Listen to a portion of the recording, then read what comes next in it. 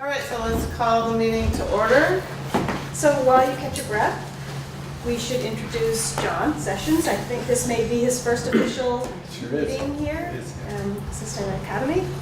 And Kelsey's back again this year. You taking notes again, Kelsey? It looks like it. Okay. I'm sure that they are all very happy to hear that.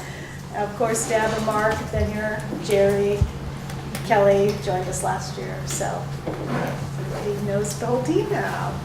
Yeah. Welcome. Thank you. Enjoy. All right, we'll look in here too. So Yes.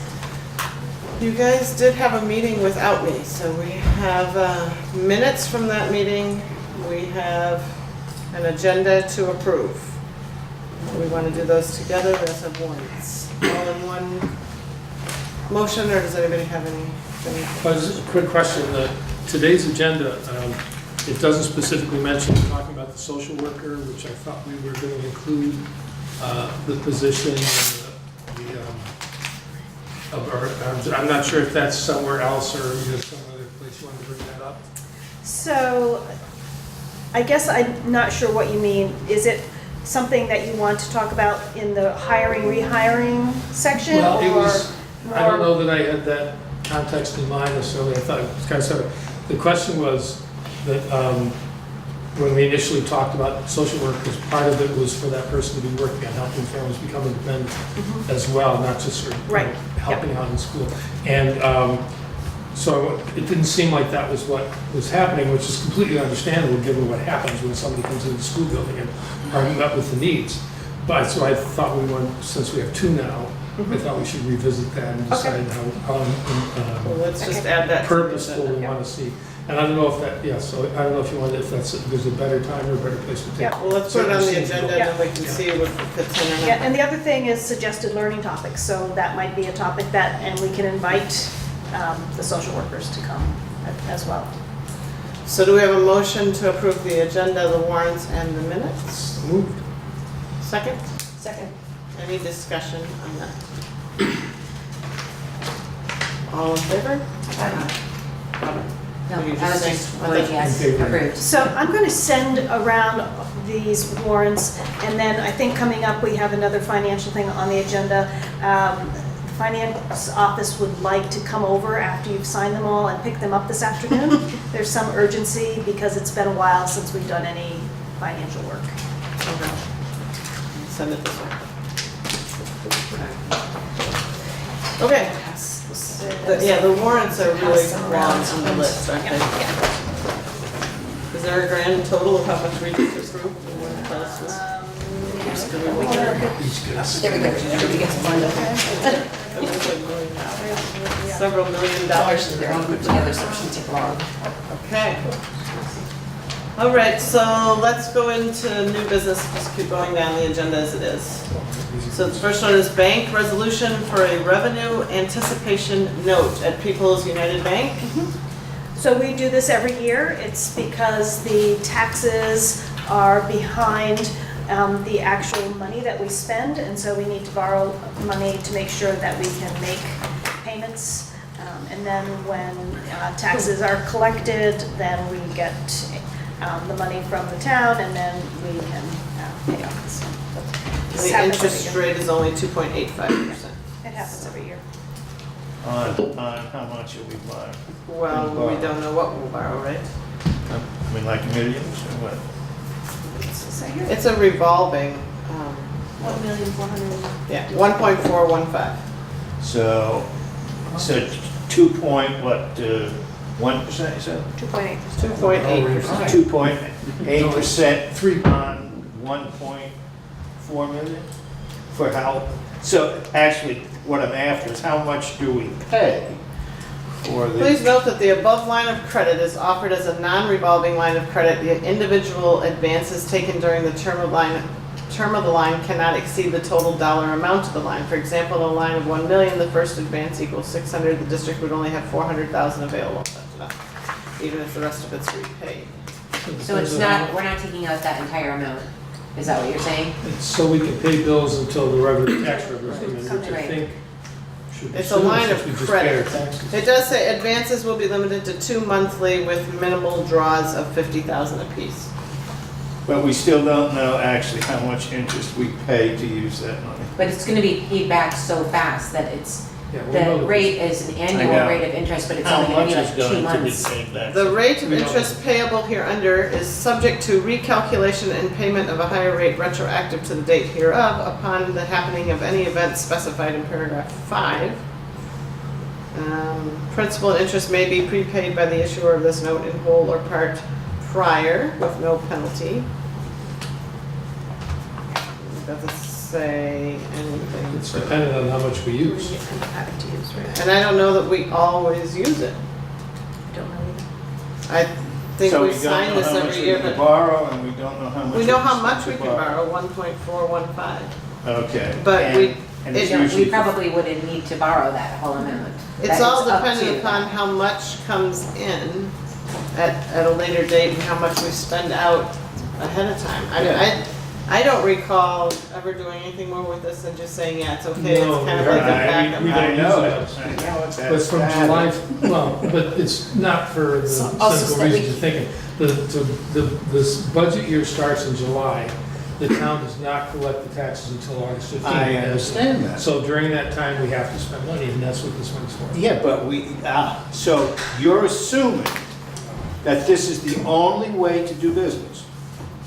This is what we have to do? No, I assume that Frank has looked at this and people ahead of Frank for years and thought this was the most, Okay. the best applicable practice. That I'm this- just saying that it's $20,000 or $30,000 down the toilet because we could be using our reserve funds, we could be changing our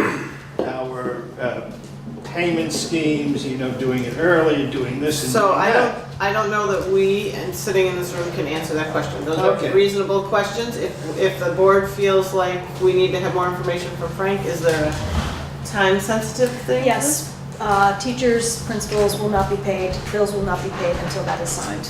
Well, it's also something that if we're gonna So- take it up, which I would be happy to look at it. I know some of the answers, but I don't know them all. But, Yeah. then we should look at it, we should do it somewhat more, this? Okay, so let's Maybe- have a motion to that effect, then we can discuss. motion. Could I don't know if this is a motion, but I was just gonna say, could we just shoot an email to Frank right now saying, can you give us an estimate of how much we're gonna spend in interest and see if he answers? He's out for personal reasons. Oh, okay. That'd be good to know. So there's a death in the family, so we're not gonna Yeah, put we're it not right. gonna vote for it. We can always send him an email and not expect him to answer it until later. Right. So I think that having a motion to move forward with us signing this today to allow things to continue as would normally be done is appropriate, and then you can vote against it if you all don't agree with that. So moved. And, okay, there's a Second. motion second. And then the rest of my discussion would be, we also take it back to Frank and see if there's any other way that might be. Or let's just find out how much in interest do we typically pay Yeah. for this So for period. further discussion at the next meeting with Frank. If it's only $37, we don't need to bother talking about it. Good point. I'm good with $37 as well. All in favor of this motion? Aye. Okay, so the motion carries. People can be paid. And Comes on the next agenda. we'll put it on the next agenda. You got it already down? Who all has to sign this one? All of us, looks like? It has all of the names. Yeah. Treasurer has its own spot. And clerk has their own spot. And there's 2 of these. Okay? Pass them around. Okay. Moving forward to. Let Jillian grab this one. Oh, there's one more? Oh, yeah, 3 spots, guys. The next agenda item, do we want to do that right now? We can. Can we probably put postpone that that table until with the that end? till a little later, sure. Unless anybody has next agenda items I already know. No? Frank? Frank, you have nothing? So there is no admin, and they did not prepare any reports, but I did ask Jody to prepare end-of-year financial statements for you, so that actually if Frank is available to come to the next meeting, that would be a great time. You can look at these ahead of time and prepare any questions. What we've been trying to do is that if you have questions on finances, you send them through the board chair, so that you're not all emailing Frank individually and asking him the same questions. Actually, the other reason why I like to have you guys send me the questions personally is then I copy you all so that it's a knowledgeable thing that can be put together in a cohesive package. It also helps, at least from my perspective, it helps us figure out where we want to go. Where it says clerk, is that Brattleboro Town School Board clerk, or is that? I think so. I think it's It's yours. a board. Okay, maybe it'll be soon, yeah. So Sophia will just sign and then sign again. Okay. So we're all in agreement, we're gonna take these and look at them and then discuss them more with Okay. Frank at the next time. I don't know, David and Spoon. Did they get down here? Because there are a bunch of papers that just. Just this one. It looks like this. Did it Spoon, come do you have past? that written? No, I think it's right. I think it's not- Can yeah. still. I'm gonna see one copy. Maybe one of This is us. Spoon's, I maybe- handed that file Oh, to you. oh, we were gonna sign this then. Okay, Yeah. so, Actually, yeah. they can keep going around. So what Lyle was saying, I think we got discombobulated here. We're all gonna look at these, send to me the questions, and then I'll compile them all and send them to Frank and copy you all, so we Yes. send in one cohesive unit. Perfect, thank you. Okay? We don't really have an administrative check-in on here, but I'm kind of feeling like this would be a good time. I think we should, because I think we have some hiring and some resignations so- that we should do as well. Let's do that. So So Can we start? Yeah. So I have 2 resignations and a hire to propose. And did you do any, we gave you, are these already Yeah, hired? it's sort of on the cusp because it just happened, but it was before this meeting. So I wanted to inform you, but also with the timing of school starting a week from today, I did extend the job offer to the teacher, it's a freshman teacher, so when you hear it, Just just make more sense. people know. but- Are people, I'm not sure if we're still You want me discombobulated. to wait a minute? I think these Both folks finding findings. If we're in the security point, discombobulated.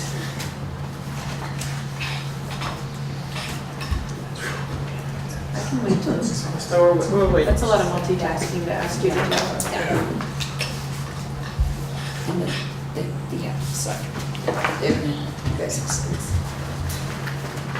Someone running over now. I'm gonna, I have to call back on the texting Barb, and she said probably I go. Yeah, and then he has to write me back.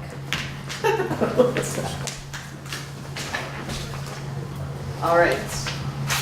One more piece of paper back and then we'll move on, you guys. Give us the yours, is this spoon. That is Spoon, or I think that's an What's extra this copy. Oh, this This one. one needs to move forward. That needs to go forward. I don't want to be distracted while I'm taking out a loan for $500,000.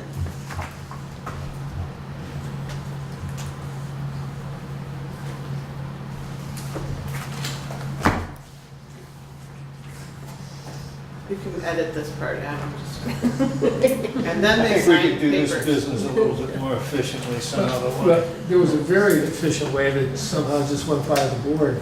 We would find time sometime during the 2 weeks between meetings to get down to central office and very patiently go through there. There were little sticky things if you had a question, and it was a really nice thorough process. Which we could still do. Yeah, and it is not the administrator's responsibility that it doesn't happen anymore. It was Or we us could just do it 5 minutes slacking off before the and had to meeting start starts. bringing them. Does Kim, do you have to sign these in a special place? Because they all have a line just for treasurer. That's, no, that would be Frank, probably. The treasurer? Yeah, is it the treasurer? Yeah.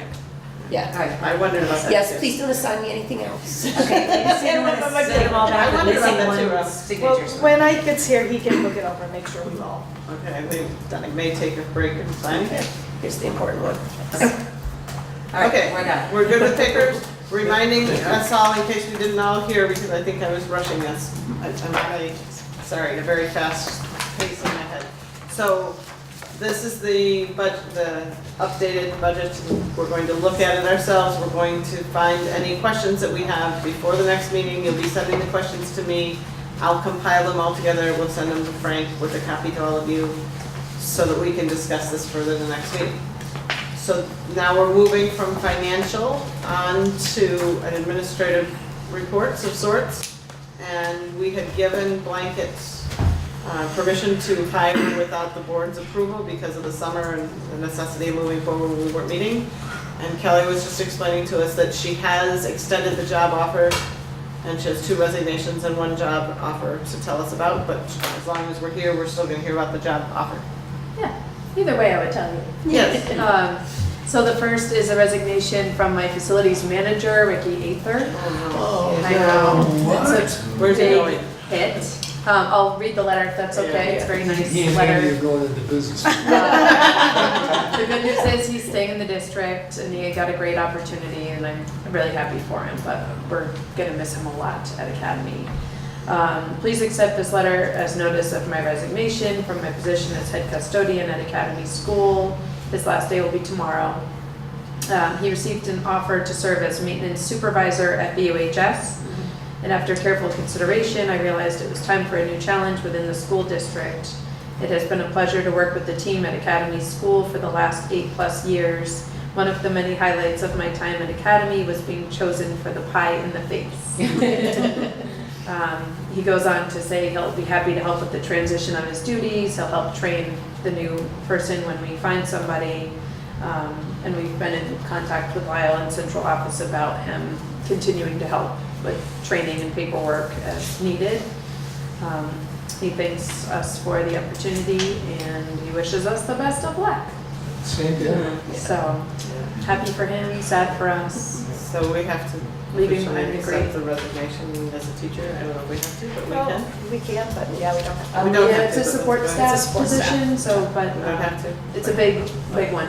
I move that we accept this resignation with regret. I think so. It's Second. important too. Yeah. All in favor?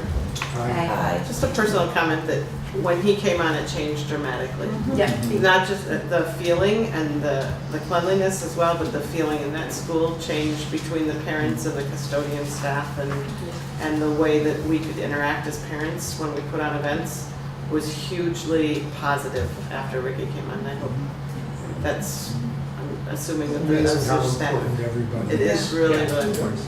We gave up a lot of extra off-duty hours trying to keep that boiler running Yep. before we got it fixed, before it was Boiler. changed. Yeah, he truly owns the school, takes pride in it, and is really responsible for every piece of it. So we'll hope to find somebody that feels the same way. To be heard. And my other resignation is from a 3rd grade teacher. Esther Bailing has resigned from her position. I'll read the letter. Please accept this letter as formal notification that I'm resigning from my position as 3rd grade teacher at Academy School. Thank you so much for the opportunity to work at Academy for the past 5 years. She previously was an enrichment teacher before 3rd grade. She's appreciated and enjoyed working with the wonderful students and the enormously dedicated staff. And she's going to do everything she can to help wrap up and get ready for the new teacher. So, Does she say where she's going? she does not currently have a job to move to. It's something that she is going back and forth with, and obviously not an easy decision, but she wants to try to go back to small group work rather than whole classroom.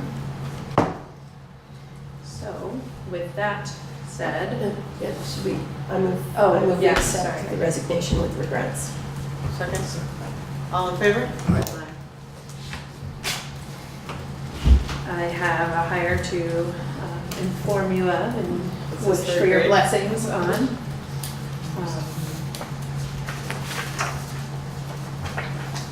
Abby Wicker has an educational background in psychology and elementary ed. She's worked in the schools since 2007 as, in several roles as an intensive needs paraeducator, a tutor, a short and long-term substitute. She's also run a camp, a theater camp, since 2010 that she directs. Most recently, she finished her student teaching practicums in Turners Falls, Mass. And Newfane, Vermont at New Brook School. So this will be her first time as a classroom teacher, but certainly she's not new to the profession. And her most recent supervisor said she was a wonderful addition. She's really responsible and supportive of the kids, and she'll really shine in her own classroom placement. So I would love to, Kelly, Have you meet principals? question? yeah. Educational background, I can't interpret what that says. Is that saying that she has 2 bachelor's degrees, one in psychology and one in elementary education? Yeah. On the resume page, it's The last page shows 2 majors. So this was, this top page was something I had asked the principals to do just because sometimes these come so fast. So this is just your At a quick, glance. quick at a glance, perfect way to put it. At a glance, this is what this teacher's background is, but other information will be in the resume. So it looks like she has a double major in her undergrad and then a master's in progress for education. Yeah, she's just entered this Master of Arts in Math and Leadership, so she's already started classes for that. She's really dynamic. She hopes to run a theater program for us in the absence of the people who typically do it at Academy. They're taking a year off, so Oh, they are? yeah. Just a general question, do we require at any point master's degrees? No? Not for some positions maybe, but not for regular classroom.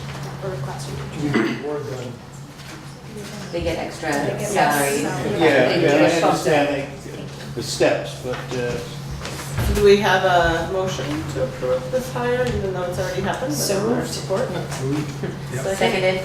All in favor? Aye. Aye. And we turn these back in? All right, anything else you want us to know? I think that's it. Just as a point of information, then, are there open positions in the teaching staff? It looks like we need a new Knock para. on wood. We're just hiring a couple paras, but faculty is hired. And a custodian. And that's the facilities manager, yep. Ricky's leaving it in beautiful shape.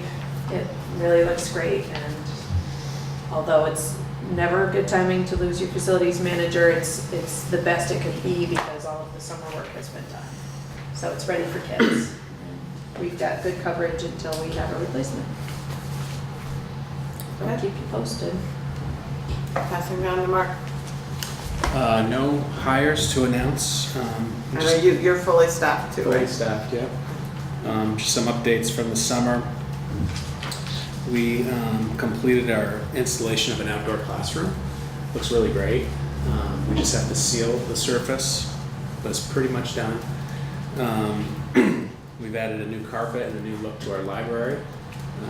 School librarian, Shannon, is moving some things around, so that library will have a different look this year as well.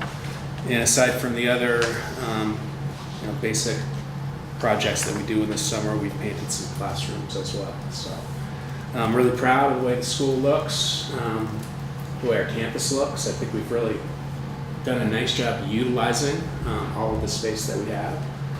So next time you're downtown or in the area, stop by the school and just walk around. I think you'd be impressed Is with that the new outdoor space. classroom, the wooden structure in that west corner? Yep.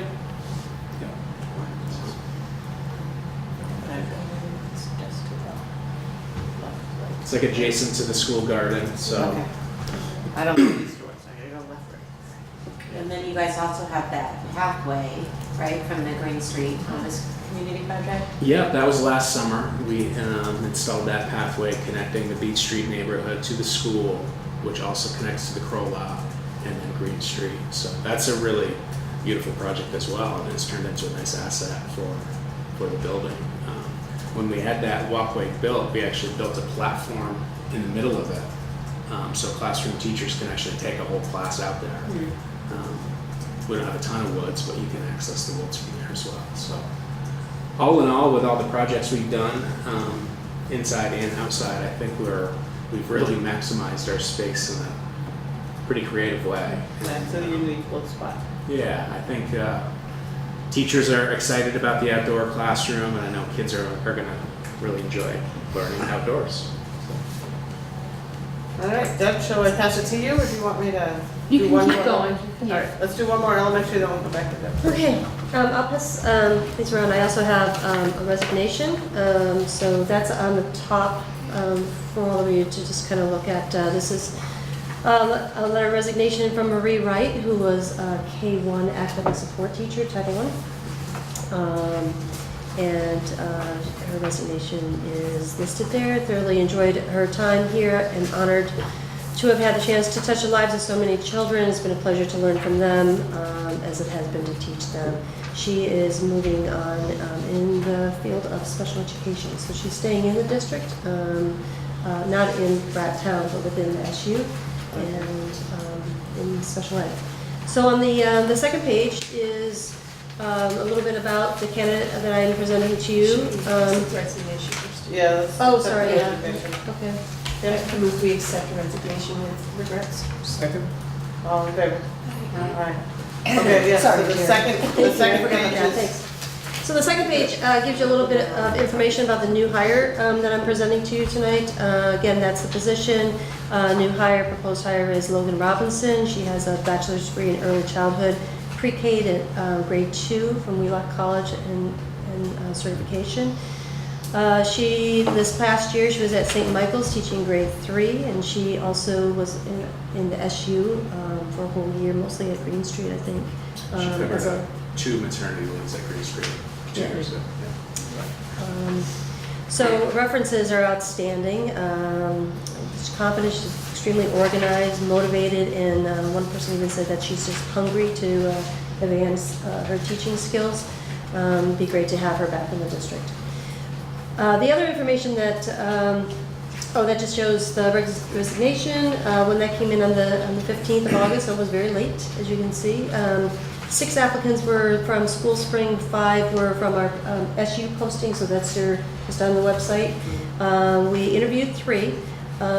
This time of year, it doesn't seem like we interviewed a lot, but when this time of year you get people that are not certified, are not teachers, I mean, all host of things. It's like, oh, academic support, I mean, people didn't have degrees, so a lot of interest, but we felt that we had 3 strong candidates. And I had a team of 6 people who were on that committee, including Julianne Egan, who's our curriculum coordinator.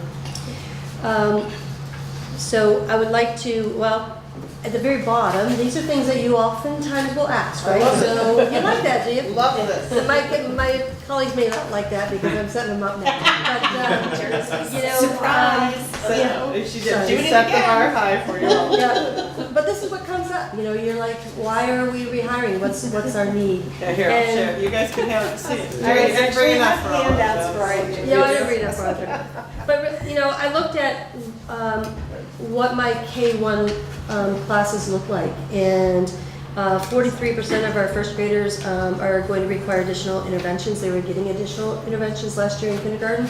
They will continue to do so, and that does not include the students that are on IEPs. So this is a tier 2, but also supporting in a tier 1 classroom.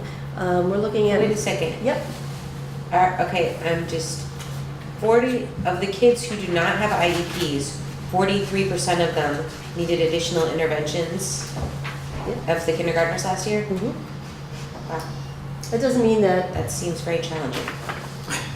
our classrooms are challenging. They are. They're very challenging. But I mean, those interventions might be, it's also, academic support is very flexible, very fluid. The kids are going in and out. So it might be that you have a group of students who still don't know all their letters. Not to mention letter sounds, but they can't identify letters. And so that's an intervention. That's not special ed because it's about exposure. Special ed would be, do they have the ability to recognize letters versus, Have they learned it all have yet? they learned just it all? haven't, okay. And so and that's the difference between academic support in tier 2 versus special ed.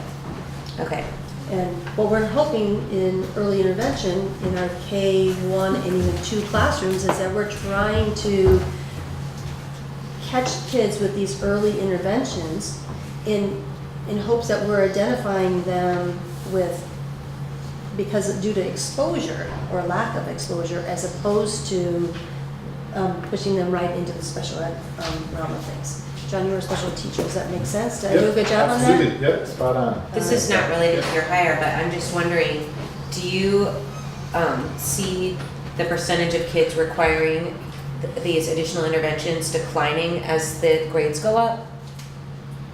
Like, is it like we're kind of catching everybody in the beginning and getting them up to speed, or do they still have a significant percentage requiring extra help as it goes on? In other words, are we being effective with our money when we spend it on the really lower grade? Oh, I think we are. That's one way to phrase it. I think we're seeing it by catching them early. The earlier we can catch them, even in pre-K, so the more work we can do at the beginning, then we're starting to see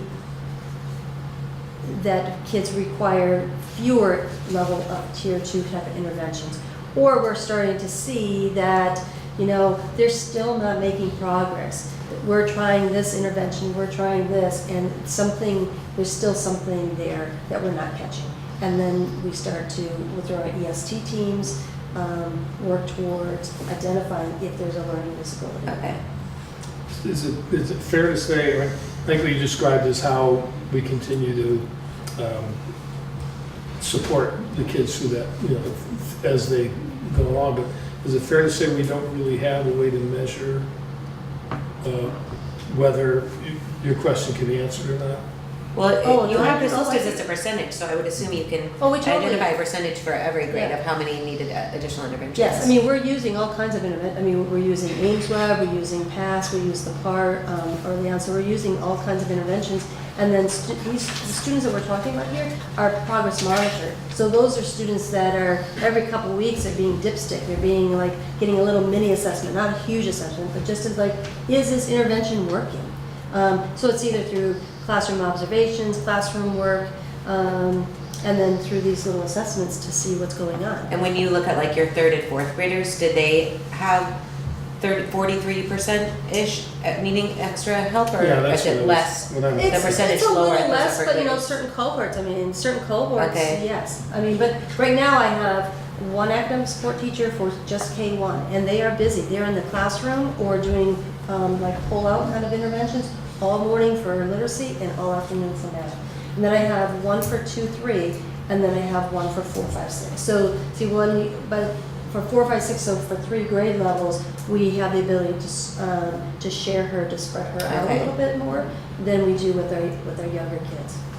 I think it goes back to the transiency thing too, because kids who aren't coming from our district and moving in Right. haven't always had You're those investing kinds of these interventions in the kid who then leaves, and then you get a new second grader who needs all that help. Which makes it hard to track that Right. progress.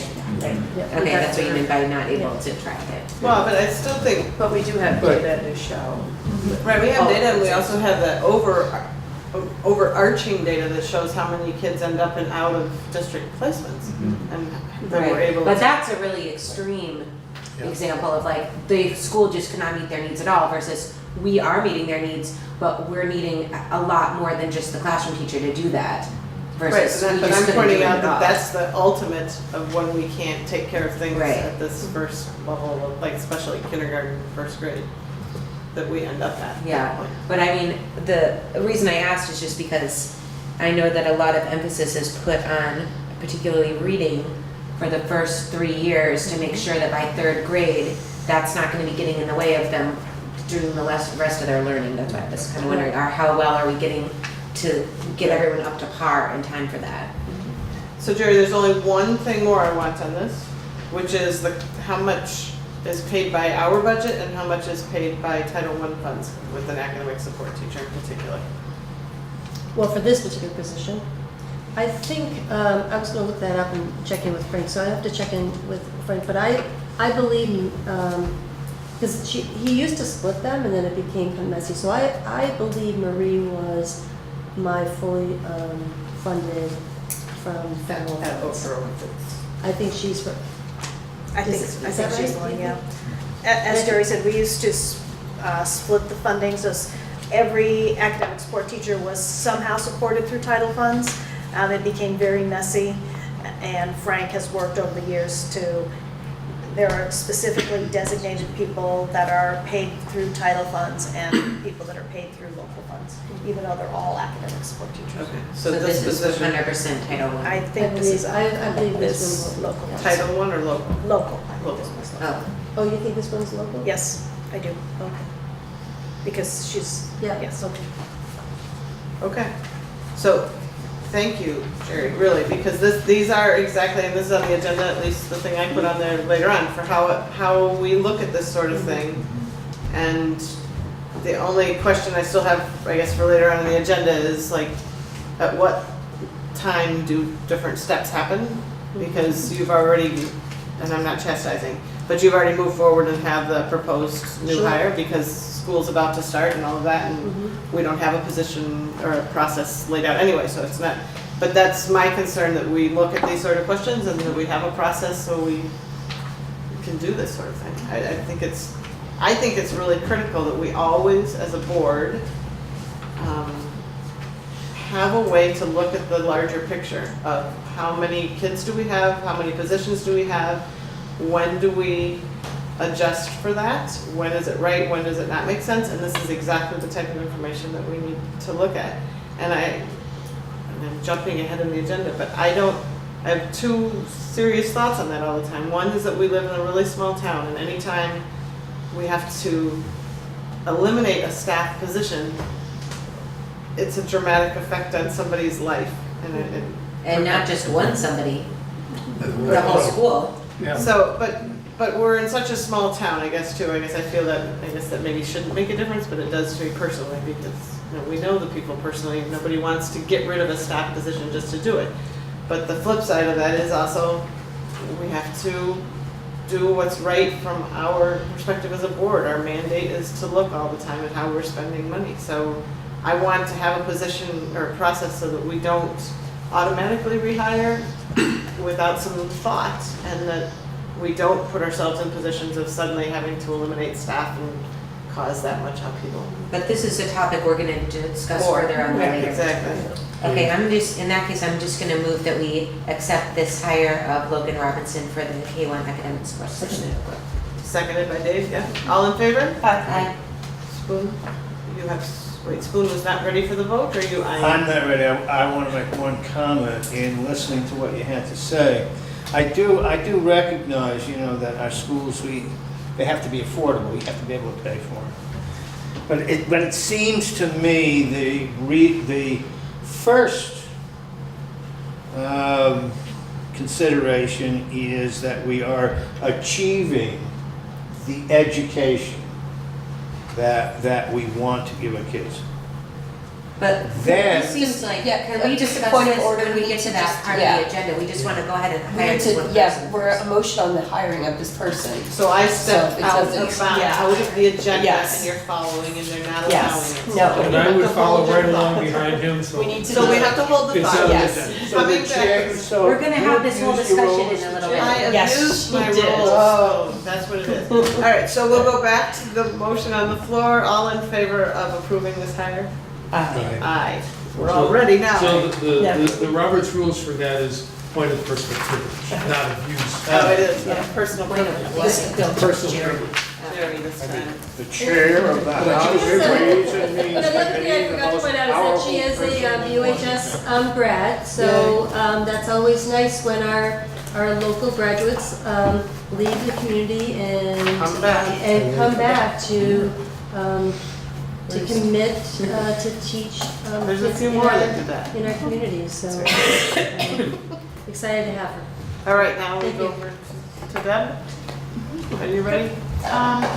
I don't have, do you want just a general administrative report? I think anything that you think we should see. The point of this meeting is the planning, so anything that we needed to do, like the hirings, if there's, I'd like to know whether you're fully staffed, I mean, the same Yeah. sort of question. So it's a moving Hopefully target. we get back to The full good- day and- The good news is we're fully enrolled, so Yay! that's check. And we are not, What about fully staffed. home-based is fully enrolled? Yes, Wow. so Yeah. we're pretty excited about that. And up in Westminster was under-enrolled as well. So that's all. All set. And we knew that that would shift once we stabilized again.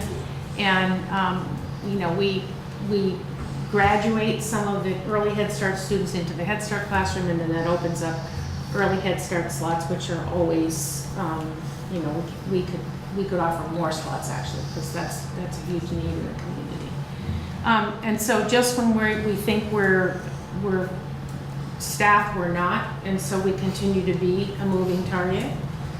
But we are staffed enough so that we are not going to be needing to close classrooms or move into double sessions or anything like that. Because we are only required to have 2 teaching positions in each classroom. We opt for 3 for lots of reasons.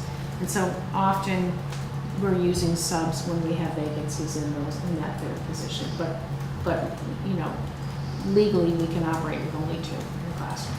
So we're okay. We're always hiring, always advertising. That's no different anywhere else. Our colleagues to the south of us have had openings for over a year, and it's a competitive market, and the pool is pretty dry. Lyle, anything from your? All fully staffed at the central office level too. Good news. All right, so I'm gonna skip over next agenda items and confirmation of location of next meeting, because when we go to the work plan, I think we should assign where we're gonna meet. Yes? Okay. But don't let us forget that, because otherwise we don't know where we're going and Barb sends me something and I just arbitrarily pick a school, and that's not probably the best. So, Spoon has that on it. Spoon. Is there gonna be a minute to ask something on this?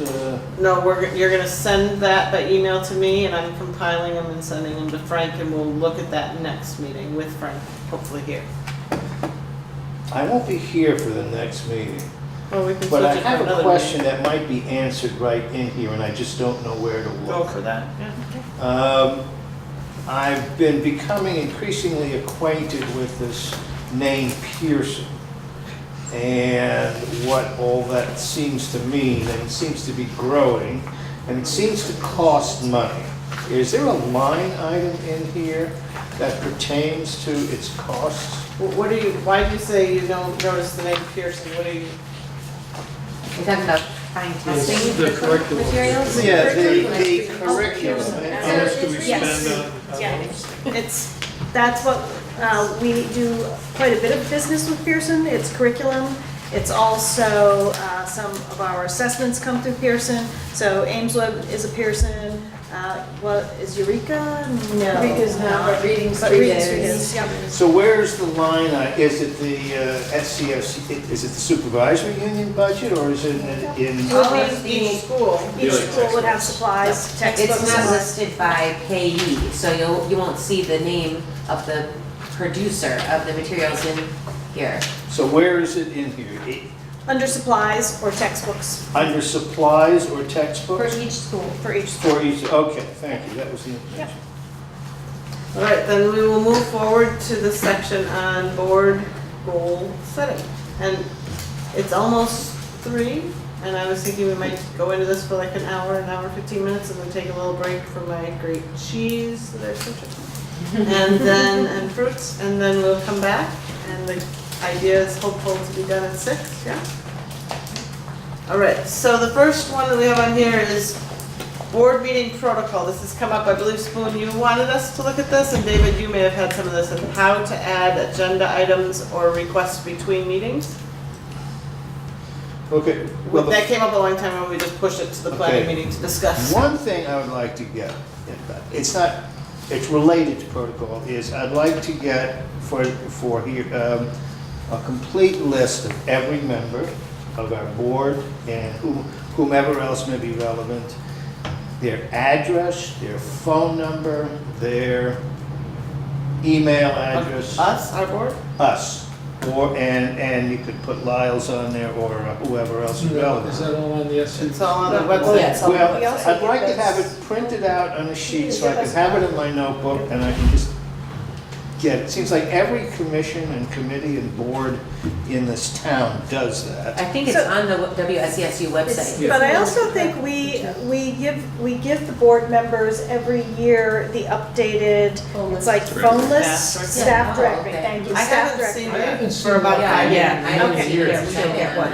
Yeah. So, I liked it when I needed it. Yeah, it was great. yeah, we I can, still use it. we can do that with the caveat that it is private information, and when teachers, principals, whomever give that information, their address, their phone number, it's known that it's for our use only. And so if a disgruntled parent calls you and says, you need to tell me how to get in touch with XYZ teacher, you don't have that information. That's private information. I liked don't having think it, I but need I don't know teachers. that we need it really.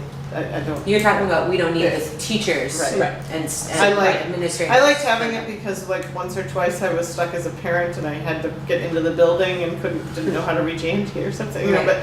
but really I don't think that it's necessary for us. Not the teachers, no. So just board members? Well, Because we do have one administrators. that lists just all the board members, their email, their phones, and address. for all. Mailing address. I believe so. Are you Okay. gonna It might be start their, mailing? it might be their physical address, I'm not sure. Just, All right, just whatever a you- question why. Whatever you why can they- mail a address. letter to. You wanna mail us letters now, Spoon? I might. Christmas card, Oh, Christmas card, okay, good to I know. might. birthday. I might want to invite you to my villa in In Italy somewhere. It's also on your, it's on the website, Yeah, we- so all Oh, yeah. your, Yeah, addresses. it has all the, all your names The and addresses addresses and are right phone there on the numbers. website. names, addresses, phone numbers, email. Yeah. And you could even throw in, dates of, Yep. The So if you date's go- there. Okay. Expiration, the date Important expires. number. good. But I don't know, so I'd like to have that printed out and distributed so I can have it. So maybe Barb, Yep. somebody Barb. can do that. Yep. Okay, so then moving on to the other part, which Oh, was yes. how to add things in we're on between there. the meetings to the agenda. Basically, we go through our meetings and during the meeting, we say, oh yeah, like we just did, Frank, that would be a good thing to ask and have him report. We've also been throwing things onto different dates of the work plan throughout the year, even though we've established it usually at this time of year. Then when stuff comes up in the middle, usually somebody emails me and I see if we can smash it into the agenda, and if it's really tight, I get concerned. Otherwise, I try to put it on. But what did we not like about that, or do we need to look at or change? Like what you just described is pretty flexible, and I think is often what happens, but at some point, there was something that didn't get on.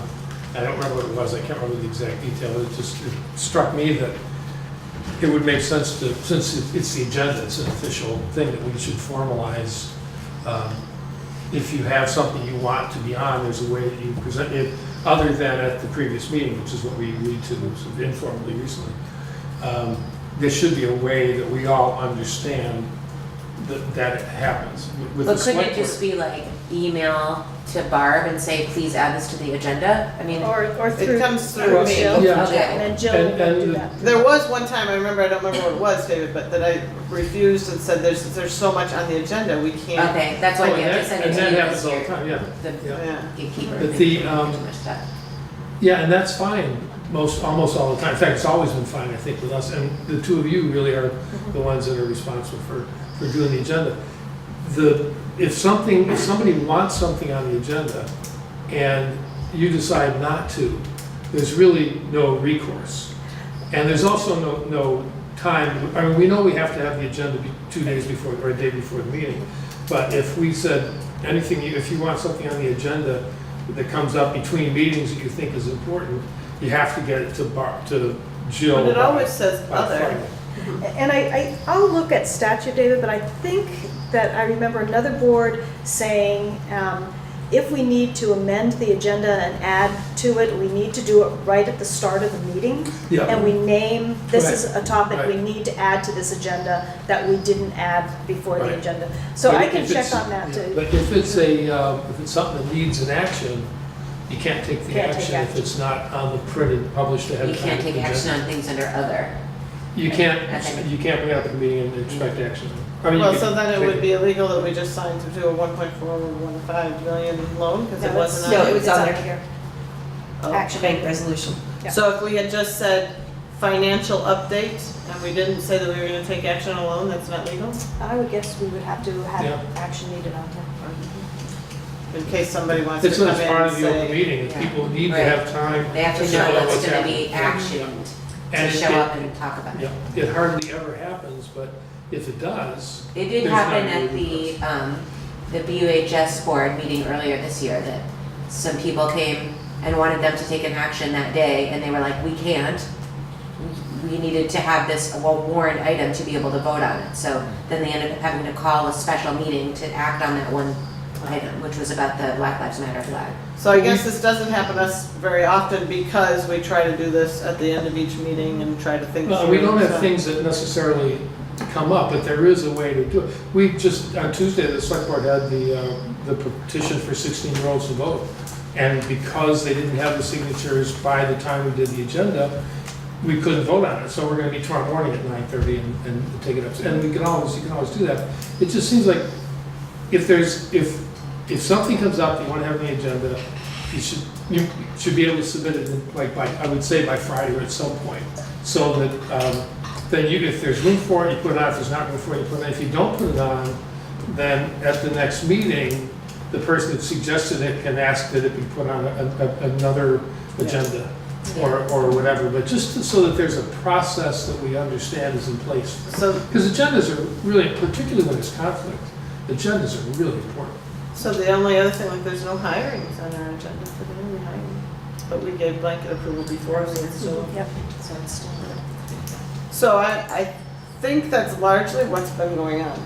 But I think the caveat is that we've made it really open and clear, and that we've said, if it doesn't get on the agenda, please come back and bring it up and put it on for the next time. Yeah, and I'm assuming if anyone had something that they were like, we need to make an action and vote on this at our next meeting, that they would say that when presenting to you, and you would probably say, okay, we'll squeeze it in. And if it was like, let's just discuss about this thing and with no action, then you could say, that's gonna have to wait till the following one.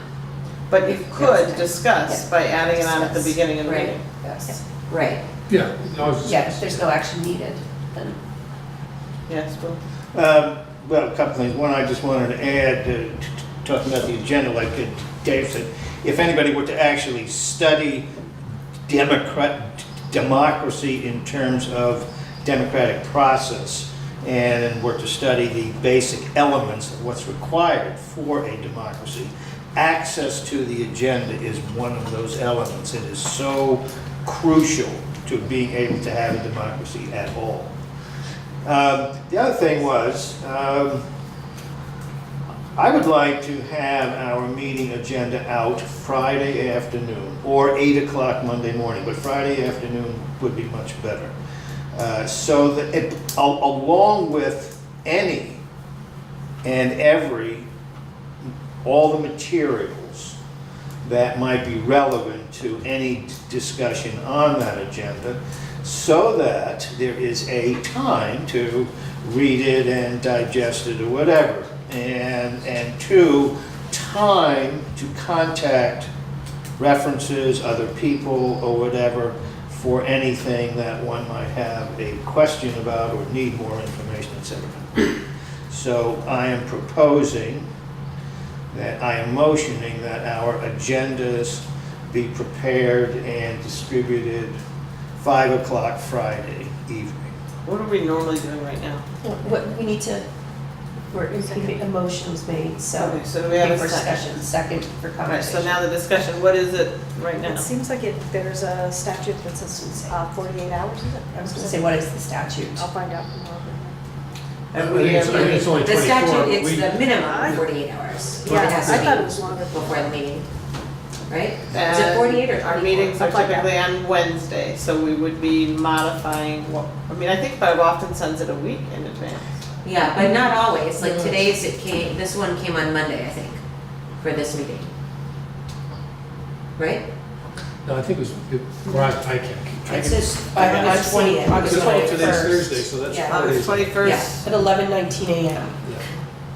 What I'm looking at, I guess, is minimum 3 full workdays. But I feel like it's very rare that we get less than that for these agendas. I feel like they're, except sometimes when it's like oh, someone added a thing, then she sends out another revised agenda. But for her initially sending out, here's the agenda and all the items, it's usually close to a week ahead.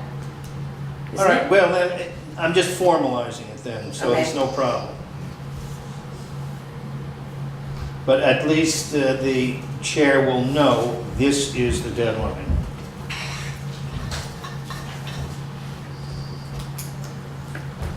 What if there's a difference for Barb between Friday afternoon and Monday morning? Likely. Is it, It's hard. Yeah. Friday afternoon. Friday is hard. afternoon is hard. yeah, so it would, And we yeah. close at 4 on Fridays. Yeah. But she's responding, so I'll let you know as soon as she tells me. I think that, I've been pretty comfortable with when the agendas come. Sometimes there are materials that we get at the meeting which I would have rather had ahead of time. But, yeah, that's, in this case, we had everything we needed well ahead of time. So, I have a motion on the floor that the deadline for agendas be Friday, 5 PM. Right, and she's got an email out to Barb to see if that's a major hardship, and I feel like I want to hear that back before. She may have to readjust and do something on a Monday that she did on a Friday, or whatever it was. But we need to function, and we need to be a well-functioning, effective board. But how much is it affecting you to get it on, say, 2 days before instead of, I think he's saying he would like the weekend to be able to review this when it's not a work day. Is that what you're Just an planning? FYI, the law is 24 hours. Okay, yeah, that's what I was thinking. So you can, if we have things that we add to the agenda later on, the closing date for that is Tuesday at 5. Because then, No, because we can always come to the agenda and say at the beginning of the meeting, we want to talk if about it's a this, we vote, just if can't it's something we're vote on gonna it. vote and have action on, it has to be on by Tuesday at 5, 24 hours before the meeting. That's the law that you're referring to, right? Yes, Actionable, yeah. yeah. And as much as possible for an emergency, but not necessary to have anything. I'm certain that as long as it's a 2-hour office, then we can get it posted, but it'll be up to you and me to make sure that it's done, basically. That means that Monday, other board members can't be emailing Jill Yeah. saying, I want to add. Let me just clarify though, is that what you mean to say, Spoon? Are you saying no changes to the agenda after Friday at 5, or are you saying let's have our agenda No, materials initial as- version by Friday at 5? As Jill, Friday afternoon, we have our agenda for the following week. As Jill points out, and it's always been the case, when we arrive at a meeting, we can add what we want. So if something comes up between Monday and Wednesday, if you want to notify people ahead of time that you will be asking to have this added, fine. If you want to wait until the meeting itself and say you want to add it, fine. You But what I'm saying though is, by the law of Vermont, we can add votable, actionable agenda items all the way up to 24 hours before the meeting. Are you saying that you want us to extend that window several more days to say that nothing can be added within 5 days before the meeting? Is that what you're trying to say, or no? Or are you just looking for more time in general? I am looking for the most complete agenda possible on Friday afternoon. For the purposes of having time For to the digest purpose and of the being public able to looking at read it. things, research things, think about things, make calls, do whatever we want to do, but come to these meetings better prepared. Okay. I think feel it's- like I would be more comfortable with this as a, let's all have the courtesy to do blah, blah, blah, rather than making it like a board rule, because of if something comes up on, Monday, and we have a meeting on Wednesday, and it's still legally allowable for us to add a voting item, that I don't wanna be like breaking our own rule that we made to But do we that. can do that, we're not. We can add, when we sit down to a meeting. Well, that's why I'm asking what your intention is, because My if we intention- cannot add things at the meeting that we're gonna vote on and action at the meeting, that's against the law. It has to be warned 24 hours before the meeting if we're gonna If vote there's on gonna be it. an Yeah. action. Right. We need We to stick can't to add our something and vote agendas. on it at the same meeting. So that's why I'm saying, I don't want to make a motion that removes our ability to do that, to add actionable items up to 24 hours before the meeting as we are currently permitted to by the state of Vermont.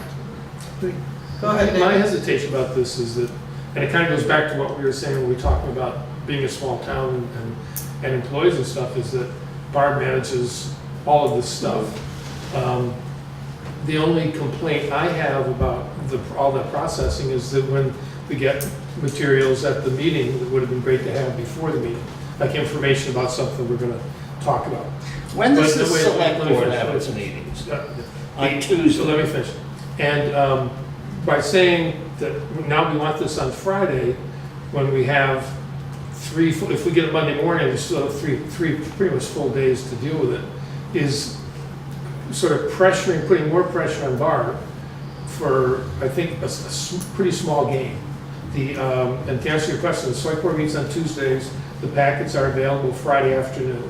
And if you can't go pick them up, then you can go get them at the police Right. station. But that's up for a Tuesday meeting. And the packets are available on a Friday, And our meetings are afternoon. Wednesday. And ours are available. And on your Monday. agenda meetings are on Wednesday? Our meetings are Wednesday.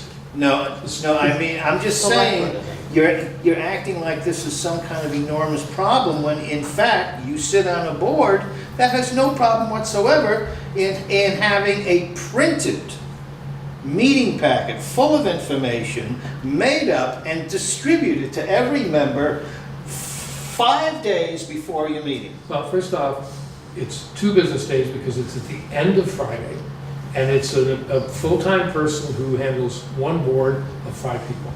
It's such a different context that they're really not comparable.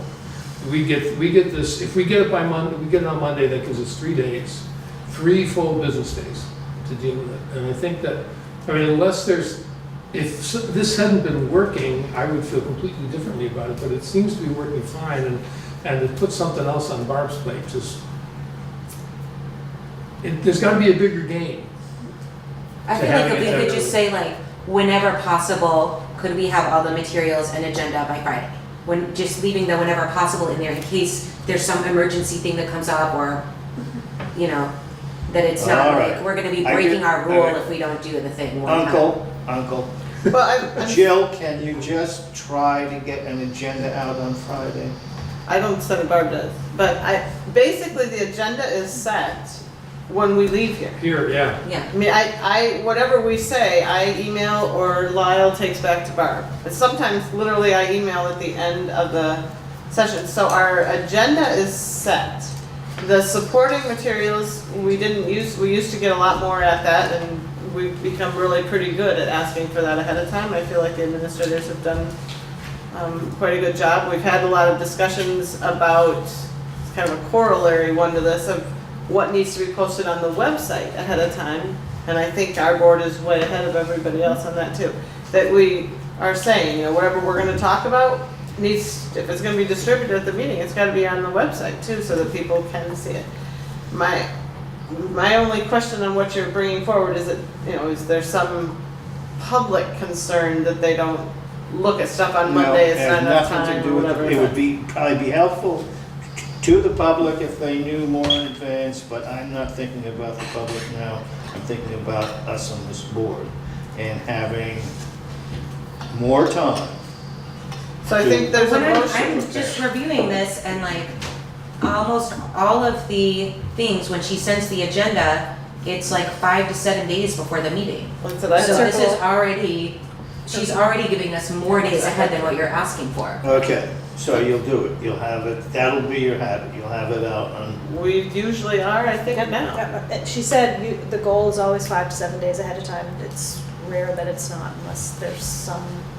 So let's take an actual vote. All in favor of this? What is the motion? To, I guess, kind of require by Friday, the agenda attached supporting materials by Friday at 5 before our meeting on Wednesday. All in favor of that motion? All opposed? Okay. All right, so now we'll move on to, I think we're good with the agenda. Call you Uncle Spoon. And Go on to the independent field review, which was distributed with this before. Yes, it was. So this had been on the agenda time and time again, tabled. So I had sent this out earlier in the school year when we had first gotten the results, and just sent it out again just to refresh your memories. You can remember that the educator quality standards have required that each school go through this review process. We went through it last fall, and it's a team, and I included here for you the team members. It's a team from across sort of the southeast of educators, curriculum coordinators, administrators, and they come into schools throughout WSESU, observing classrooms, asking questions about processes, procedures, and then they compile everything, put it together, and then we got this as a final report. You can see that the areas were academic proficiency, personalization, safe and healthy schools, high quality staffing, and investment priorities. Could you remind us, Lyle, did they visit every WSESU school or only certain ones? Every school? Yeah. Yeah, it seems like it was every school. Oh, yeah, their list. They spent a couple of days in there. Yeah. too. Yeah. Yeah. That's why it's such a big. Yeah, and it was November last year. Right. So the one complaint, I guess is what we would call it, is that their findings, recommendations, commendations were not site-specific. They went through and put together all the information, and then, as you can see at the end of each of these indicators, there's a commendation and a recommendation. So as I school read this personnel, and kind of thought it was useless, well, there was that, but to be blunt, because it doesn't say anything specific, and it doesn't even, it says, continue to work on. It doesn't even say, like, you were really bad in this section, or really good. It just, I found it blasé and useless. I think the process was really good. I remember you To be all able saying to that. Get people into your building and to talk to other people and to visit other schools. But I think as a staff, we felt like we're not scared of like specific recommendations like given to us. Did they give any? These were just felt a little fluffy because it was trying to catch the whole Yeah. SU rather Right, than right. Reed Street School or Oak Grove School. So they didn't provide any feedback directly during the visits, though, to the school itself? We got plenty of informal feedback. Informal, during our okay. visits, but yeah, nothing, absolutely. nothing official from it. Okay. So is this happening again this year? Not for us, someplace else. It happens every couple of weeks. Yeah. Yeah, one of the things that, it's been a few years now, so I can't remember enough of the details, but the VSBA at one of their conferences did a presentation by the people that were designing this and building it when they were in the process of doing it. And the thing that's stuck out to me in terms of the findings is that what they were endeavoring, and they gave us an activity to try and see how easy this isn't to do, which is to try and just describe what you're seeing, exactly what you're seeing. And that's what these findings are. If you look through, there's no judgment, there's no evaluation in them. It's just, this is what we're seeing. And that's meant to provide a mirror reflection to the school on what objective people coming in with experience and understanding of what's supposed to be happening in schools can reflect back. And then you basically take that, and if that's congruent with what you see or what you think is going on, then you keep on going. And that's what the accommodations and recommendations are about. And although they're not really specific, I found a few things in here that I would like to see us try and build a program around over the next year. I mean, one of the things you're supposed to do with this is I mean, the quality standards are supposed to guide everything that we do. And the thing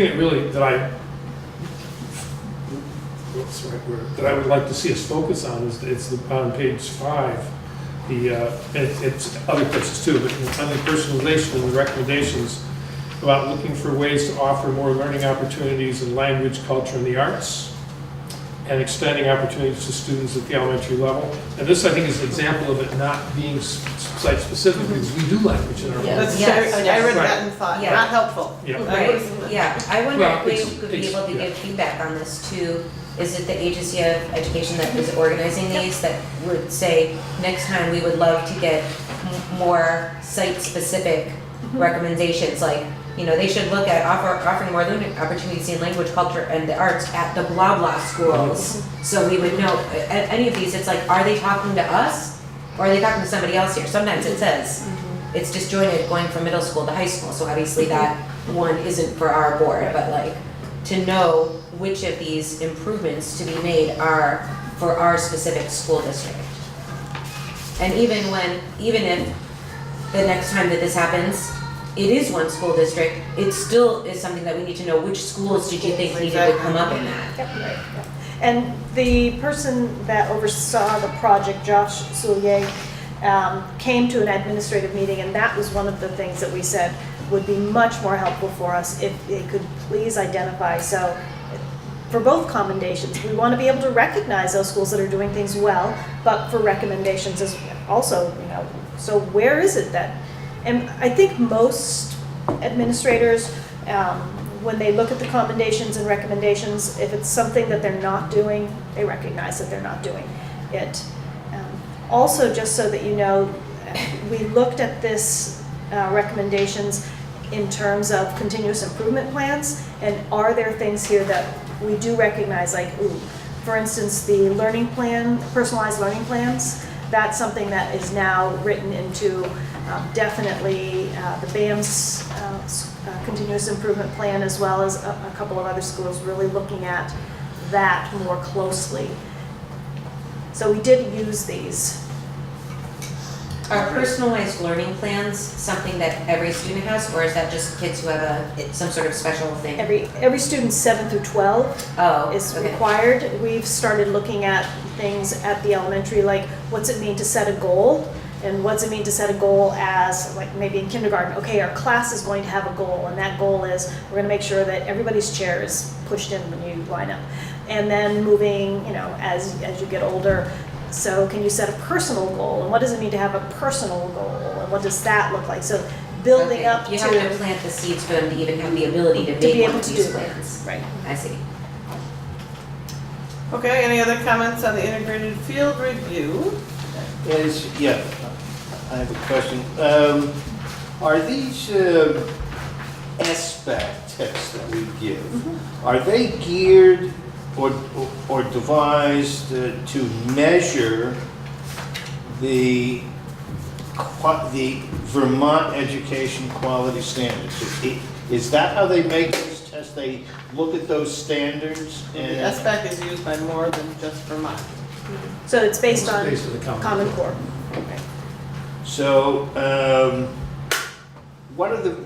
are the Vermont education quality standards the same as Common Core? No. Is that Common Core? No. So educator quality standards are what we as administrators have to ensure is happening in our schools. So a certain number of minutes of recess, it's listed in educator quality standards, so that there has to be 30 minutes of recess for elementary kids. The number of students per nurse, the number of students per counselor, all of those things are in the ed quality standards. It's not outcome based. Nope. It's environment based, if that's what you're saying. Yep. And then Common Core is specific to curriculum and what our kids are learning. So they're two different documents. And there was something in here I saw, leadership teams. What are schools have leadership teams? What are they? Absolutely, every Seven. school. Yep. What do you got? Every school has a leadership team, and it's a group of teachers that usually meet with the principal, look at the school's goals, look at the continuous improvement plans. How is it that we think that it's best to attack our goals and work on that? So it's leadership from within. I don't know if maybe Mark, you can talk a little bit about what your specific Yeah, I mean, we have a number of leadership teams. from staff to students as well. We have very active student senates, our student councils. And I think each of us principals has a core group of teacher leaders who we meet with regularly to plan professional development, to plan interactive staff meetings, to just keep a pulse of the school K through 6, what's happening, what do we need to target, what do we need to focus on, how do we continue to move forward as a school. And It's, to have a group of people to rely on that you can work with is much more impactful than one person. And do the teachers themselves feel that these leadership teams are effective? Yeah, absolutely. It's in the budget too, because they I pay. think it's stipends. Stipend Well, positions. you have teacher lead, you have teacher leaders, yeah, yeah. It says here, Talk a little bit about it's that in as all well. schools, formalized leadership team in all Yeah, schools. but you don't have actual. And I know you teacher talked about it before. leaders. So our presentation last year, that was our Yeah. teacher leader group that presented to the Those- board. yeah, those- But a teacher leader may be different than a leadership team. So so a teacher leader might run more like a mentor. For me, it's more of a mentoring newer teachers or even teachers that are struggling with new curriculum. So that would be more of a teacher leader that has one teacher who is dynamic and really great with the math curriculum, and so that teacher was helping to lead a lot of professional like in-service days and faculty meetings using the new math, as well as working with one particular teacher and how to implement the new math. My leadership team those folks that are on that committee at Oak Grove, they don't receive a stipend. That's committee work that everybody at all staff have to be on some level on the committee. The reason I ask is, of course, we don't really hear much from teachers, even though we always think that those people actually doing the work really know the jobs the best, and in terms of whether it's going well and successfully and stuff like that. But we seem to pretty much exclude teacher input from, at least on the board, from the information. Well, we had the whole night have. with the Green Street School, Academy School, and Oak Grove each took a night and had teachers come forward and talk to us. We had a Yeah. whole night on the counselors and have them talk to us last year. When we look at the work plan, we can certainly ask for other things. I think we also talked with the math program last year too, right?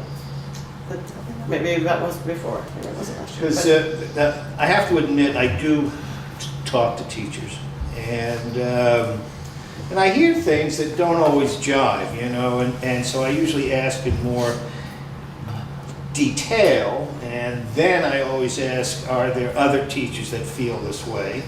And if they say yes, then I say, can you share a name or two so I can get in touch? And I keep following the trail around from teacher to teacher to teacher, trying to get other perspectives, what's really happening in the field.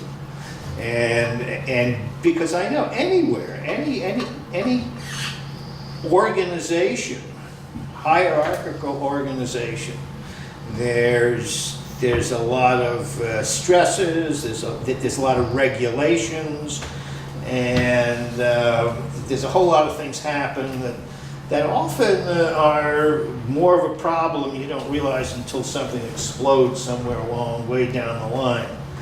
Is there something in particular that you're thinking of that you've been Well, teachers as a problem? like one teacher said, we used to have these sort of, I don't know whether it was informal professional development groups. Teachers would get together and talk about their work and their education, their programs, etc. And she was saying, this really doesn't happen anymore. Teachers, her personal, that's just one perspective, but I get this feeling that there's something draining away, And so it's something, you know, that I ask more and more about. And because I really want to know, this is the bottom line, the kids' education ultimately is the quality is going to be most directly affected by the quality of the teaching itself. You know, the teacher in the classroom. And so when they're happy, there's a pretty good chance the education is going to be happy. Maybe. Is going to happen. Maybe, maybe not. Maybe not, because there are specific things that teachers are required to teach, and not all teachers like being told, this is what the materials you're going to use, and this is how you're going to teach it, and they may feel disgruntled, but Yeah. there are certain So expectations. how do we explore, how do we know whether it's 2 or 3 disgruntled teachers or 10 or 12 I'm or 30 or wondering- 40? I'm wondering too, and I don't know exactly what you're referring to, so I'm not sure. But I know when I first came on the board, it was one of those questions of roles and what my role is as a board member and how I interact with staff, which is not the same as I interact with my kids' teachers. You know, the board role is different. And I tried to be really careful with the Board of Ethics that we sign, the Code of Ethics, always of, you know, what I'm hearing from a teacher perhaps, is that really meant to me as a board member, or is that just a comment as a friend or as a colleague, or it's not the same. And there's a chain of command, and so I'm not, as a board member, supposed to be hearing a complaint from a teacher about something like that. I mean, I obviously all of us in the small town community will hear something like, you know, I just don't feel like the school does a good job in X anymore. And I was teaching 20 years ago, it was different, and kids today are different. Those types of comments I always kind of try to filter, because my role as a board person is not to decide what should be taught. I mean, there's a lot of things that are mandated by the state. There's a lot of, if they're having concerns about the new curriculum with math, well, then that needs to go through their teacher leader teams and up through to their principals and back, curriculum coordinator and to superintendent, and not to me as a board member. I'm not sure if that's where you're coming from or how you're looking at that, but I'm struggling to really understand If it. I could quote something, maybe it's just, maybe this is a really good board discussion. What is our role? I mean, if you go, I remember going to the board training, and it seemed to me like the Board of Education had this overall responsibility for educating the kids. Even though there's all this hierarchy, there's this chain of command, and there's all these other things happening, ultimately, we as the board have to make sure that our kids are getting the education that they need. And I want to stop you just one second. So I've struggled with this since I've come on the board too, I think, to try to figure out exactly, and I have it very clear in my head now. I have only 2 roles here, only 2. One is to, and that's what we were talking about with the rehiring process. One is to ensure that we have the highest possible quality of education for our children. Second is at a price our taxpayers can afford and value. That's it. So underneath that, I can worry about exactly which curriculum and all of those specifics, but that's not my role. okay, My role is up here I'm with you on that. in setting and helping set procedures. So we're, like, our next agenda item where we talk about rehiring staff or space utilization, the rest of the things that are on that falls more on the financial side, perhaps. But we're also, like what Jerry just gave us so eloquently in a really concise way, it's looking at why is that important and understanding on this side of the quality of the education. So if we as a board working in tandem with the administration, I don't want to make decisions that they know more about always. So I don't want to sit here and say no more, what was the position called, academic support teachers, for kindergarten because that's just too much in the budget. Without hearing on the other side, how does that affect the quality?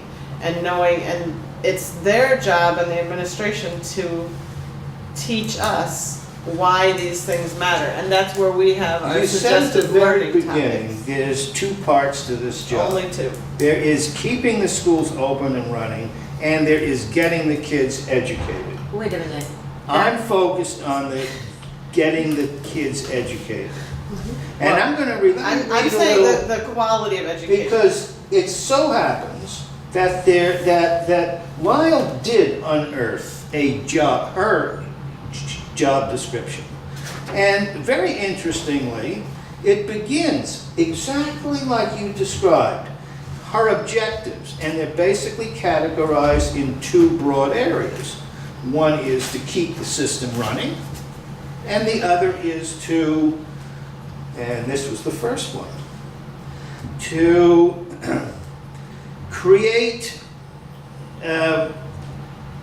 creating a kind, collaborative, and creative community that nurtures a diverse and accessible learning environment so that students will flourish as critical thinkers, productive citizens, cultivating resilience in an ever-changing world. Very nice language. One of I the, think I do a good job at it. as I sat, mind you, I sat on the committee that was developing this rubric that is now being passed around. I finished mine for the And- superintendent and- evaluation. I haven't actually quite read it yet, but I remember as we were doing it, there wasn't a single question on the rubric that referred to critical thinking, productive citizens, or cultivating these. Not one single question. There were several questions referring to whether Lyle was progressing towards the vision, which was interesting because there is no vision in existence. Yeah, there is. Yes, there is. We have a mission statement. No, there's visions. Well, I Can I looked just ask, for it, what all of are- us looked for it, none of us found it. I feel like I've gotten lost a little bit. I don't even- What are we on our agenda right now? Well, I'm trying to, I mean, I'm just asking, what is this part of? Are we on independent field review? We at were this on moment? independent field review and So, School Stu, has- after a full year of being on the board, do you feel like you have a good sense of what our schools look like? no, less than ever. I don't Because understand that. Yeah. more, I find that more hard and to more, believe. because the more I keep digging, the more keeps turning up. And so, When you But- say but what are digging, you- what do have you you mean? gone to any of the after schools? a year and a half, if a parent in this town walks over to me as a school board member and says, and asks me, or anybody for that matter, are the kids in your district being well educated for today's world? I don't know. I only know that we score at this level on tests that somebody else has made up for us, and parents seem happy because their kids are taken care of. And but are these kids prepared to deal with the world that they're living in?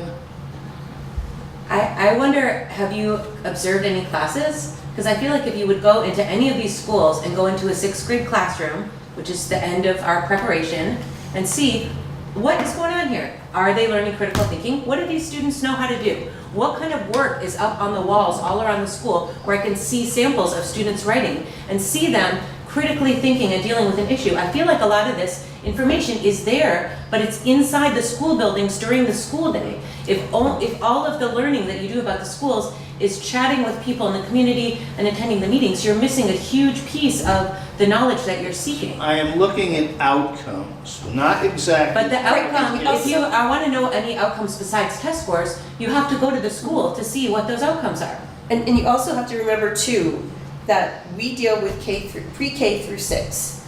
We don't, we're not looking at the outcomes of the seniors that graduate and go on to college. Our purview are the kids Okay. in elementary school. And That's what we need to are- focus on. So one question I have that I would like to see is I would like to have our middle school teachers telling us as a board that they are well satisfied with the kids that are coming to them from our elementary schools.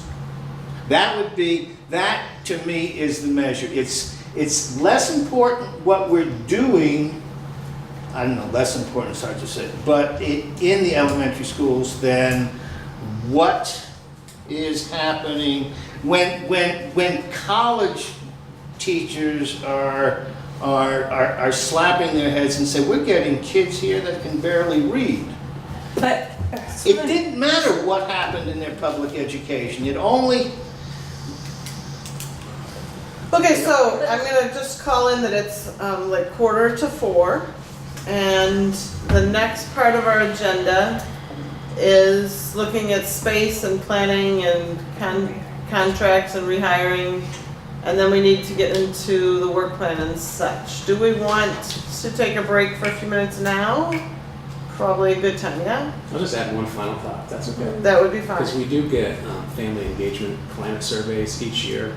Our families at all three schools are really thoroughly happy with the well-rounded education their children get.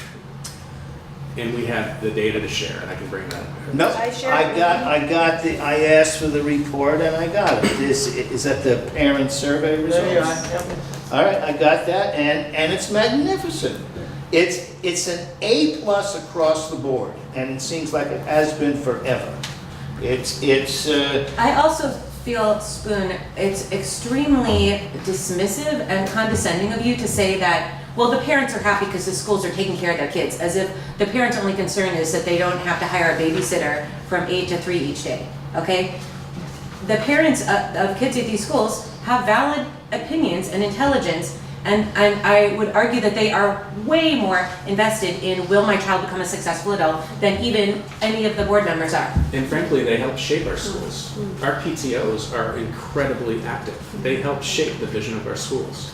It's really a collaboration of families and schools. And I have to say, I had two kids that, the oldest one wasn't at the school for that long, but two different sides of the spectrum. One that had enrichment, the other one that needed additional help with reading and everything.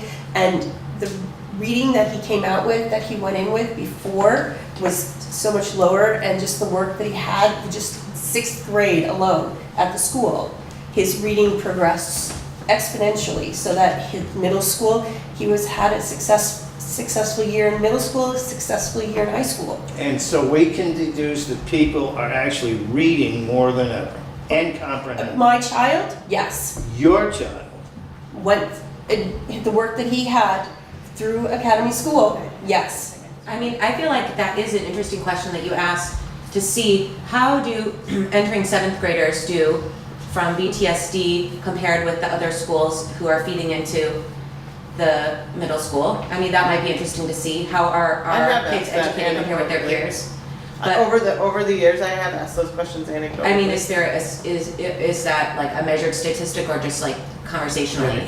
Conversationally, because I don't know if we are ever privy to that information. I don't know that.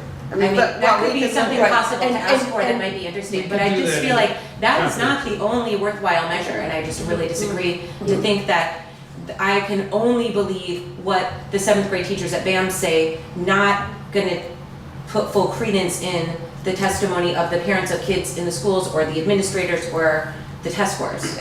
And one thing on that too with BAMS, because you have two schools that don't send students to BAMS. So you have, because Dummerston and Putney have a 7th and 8th grader, have 7th and 8th grade. So Okay, they so- don't merge until high school. So you only get So it Guilford is, and it's Vernon and mostly Brattleboro is, schools in the it middle mostly is school. just Brattleboro It's- Yes. There and Guilford. may be 20. Guilford and Vernon. Vernon, Vernon. so maybe that would be a high. Okay, so yeah, there's not that much to compare Yeah. outside of our district, I guess. Yeah, but the teachers have some opinions. But yes. Yeah. But no, it's an excellent question. But you're only, But just, I'm sorry, it's you're not only able to everybody. compare them against a small sample of other schools, not widely average Right. students. So as a whole. before we break, Lyle had like I a just- summarizing statement for us. Well, I wanted to go back to something that Spoon said early on about teachers being satisfied. And you had asked about how many teachers were leaving and where, and that was something that prompted Julianne Egan and me to start looking at lists of teachers, and it's not official because we're not done, as you just heard, hiring and people leaving, but looking at, so how many of these teachers left because they're retiring? How many of these teachers left because they want to move to a district where their kids go to school? How many are leaving because they're unhappy working here? So later in the fall, we can bring that number to you. But the majority of our teachers are leaving either because they're retiring, or this year we actually had a few whose children are now old enough to be in school and they want to be in the same school district as their own kids so that they have the same vacations and the same snow days and all of that. I think that's important information. I mean, that was one of my questions, how to determine what would be a normal attrition rate in the school district. 5 teachers, 10, 15? But you can look over time, I think Yep, it's and best. And that's information we should have every year as a flag, you know, just to see I how would that- disagree that it's a flag. I would say that too, because I know even during my time on the board, and David's a few more years than me, we've offered to motivate people to retire early on occasion as well. So those Yep. years spiked a little bit more, which would be attrition because of a motivating Incentive. factor. But over the long haul, I mean, people change jobs every 5 or 10 years or something like that. So every place is going to have, no matter what, there's going to be a certain level of turnover, naturally. It's natural for all the reasons you just said, Lana. And that's fine, that's what you have to live with, you expect that. But you just want to know, if one year it happens to be double that, it seems like that should be a sign to say, whoop, let's look a little deeper here and see what's going on. I also think relevant to that and to our upcoming conversation about hiring, rehiring, and evaluating how do we know if we still need a position is, I think we should just keep in mind for all this that I feel like our community is in a huge crisis right now of poverty and opiate addiction. And so the job of being a teacher is a lot more challenging than what a lot of these people signed up for when they went to college to become a teacher. So I think that, you know, I don't know if there is more people leaving this school district than usual, but I would look at that as a factor for what makes teaching unrewarding right now. Or And- much different than what And they, also as a factor for why it may not be a good time to talk about reducing teaching positions at all. Because the need of the students who are there is so high. all right, so on those notes, let's take a short break. All right, so I'll call us back in, took kind of a long break, but we're good. And I think next up, let's tackle something about teachers rehiring positions coming up. So we met as Brattleboro Town and drafted some criteria, rehiring criteria, and The administrator? yep. And then I sent it to all the administrators in WSESU just to start thinking, so what is it that we're thinking about when we're rehiring a position? So things like Kelly had a very late, as we just heard, a very late classroom teacher resignation. And so that one, because of the lateness, we felt like we need to go ahead with this.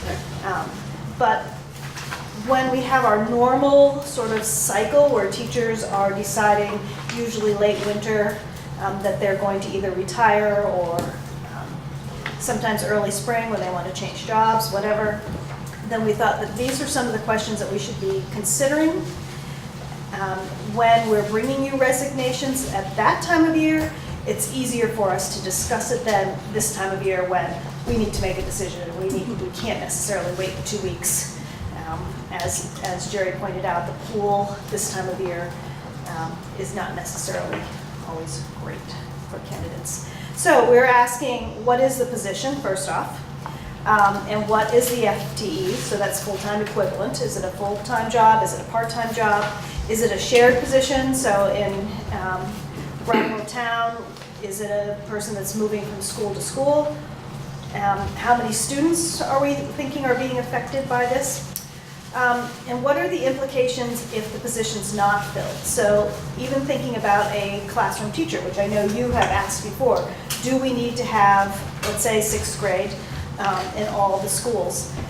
So if we were to say no, what's that mean for those kids and those families? Are we going to reshuffle them so that they've gone K to 5 in one building, but now we've decided we don't really need all these 6th grades, so we're going to send them to a different school for their last year?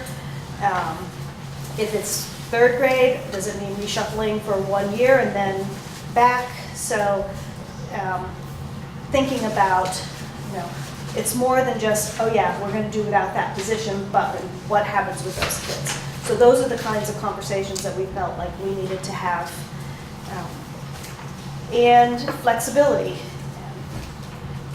If it is a person that we decide, okay, we don't need that position, that does mean then we have to create the RIF list and look at, okay, this person's been here this many years, but this person's only been here a few years, so this person will be the person that we're actually losing, that type of thing. So I had a question on contracts on that and flexibility. We hire a teacher right now for specific positions. Yes. So if in March we were to suddenly say, okay, now we're only going to use 2 3rd grade teachers next year at Academy, and it's a 3rd grade teacher that's leaving. So that would mean, because of that situation, classroom teachers are certified K to 6. So we would look at all the K to 6 teachers, and the most recently hired would be the one that would be RIFed. And then we would have to fill in and shuffle. So just to play it out, because I'm trying to think it through. So a 3rd grade teacher says, I'm resigning. Then we decide, well, we really only need 2 teachers for this grade anyway. So at that point then, one position disappears, and that's when you have to announce, and the other 2 teachers have to be ripped? It depends. So if we are eliminating that position, we're just not rehiring. That's fine. If we're That eliminating, one's simple then. that would be the simplest, yeah. Okay. But if there isn't a teacher leaving, And we would this decide.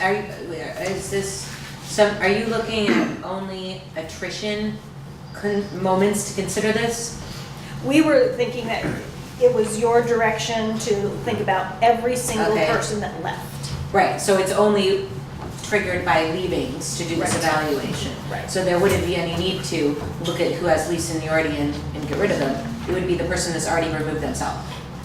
Normally, that would be how it is. However, it could trigger something else, right? If we wound up with like the example of 3rd grade, only needing 2 sections of 3rd grade at Academy, and we had 3 3rd grade teachers there, and nobody was retiring, then that would be.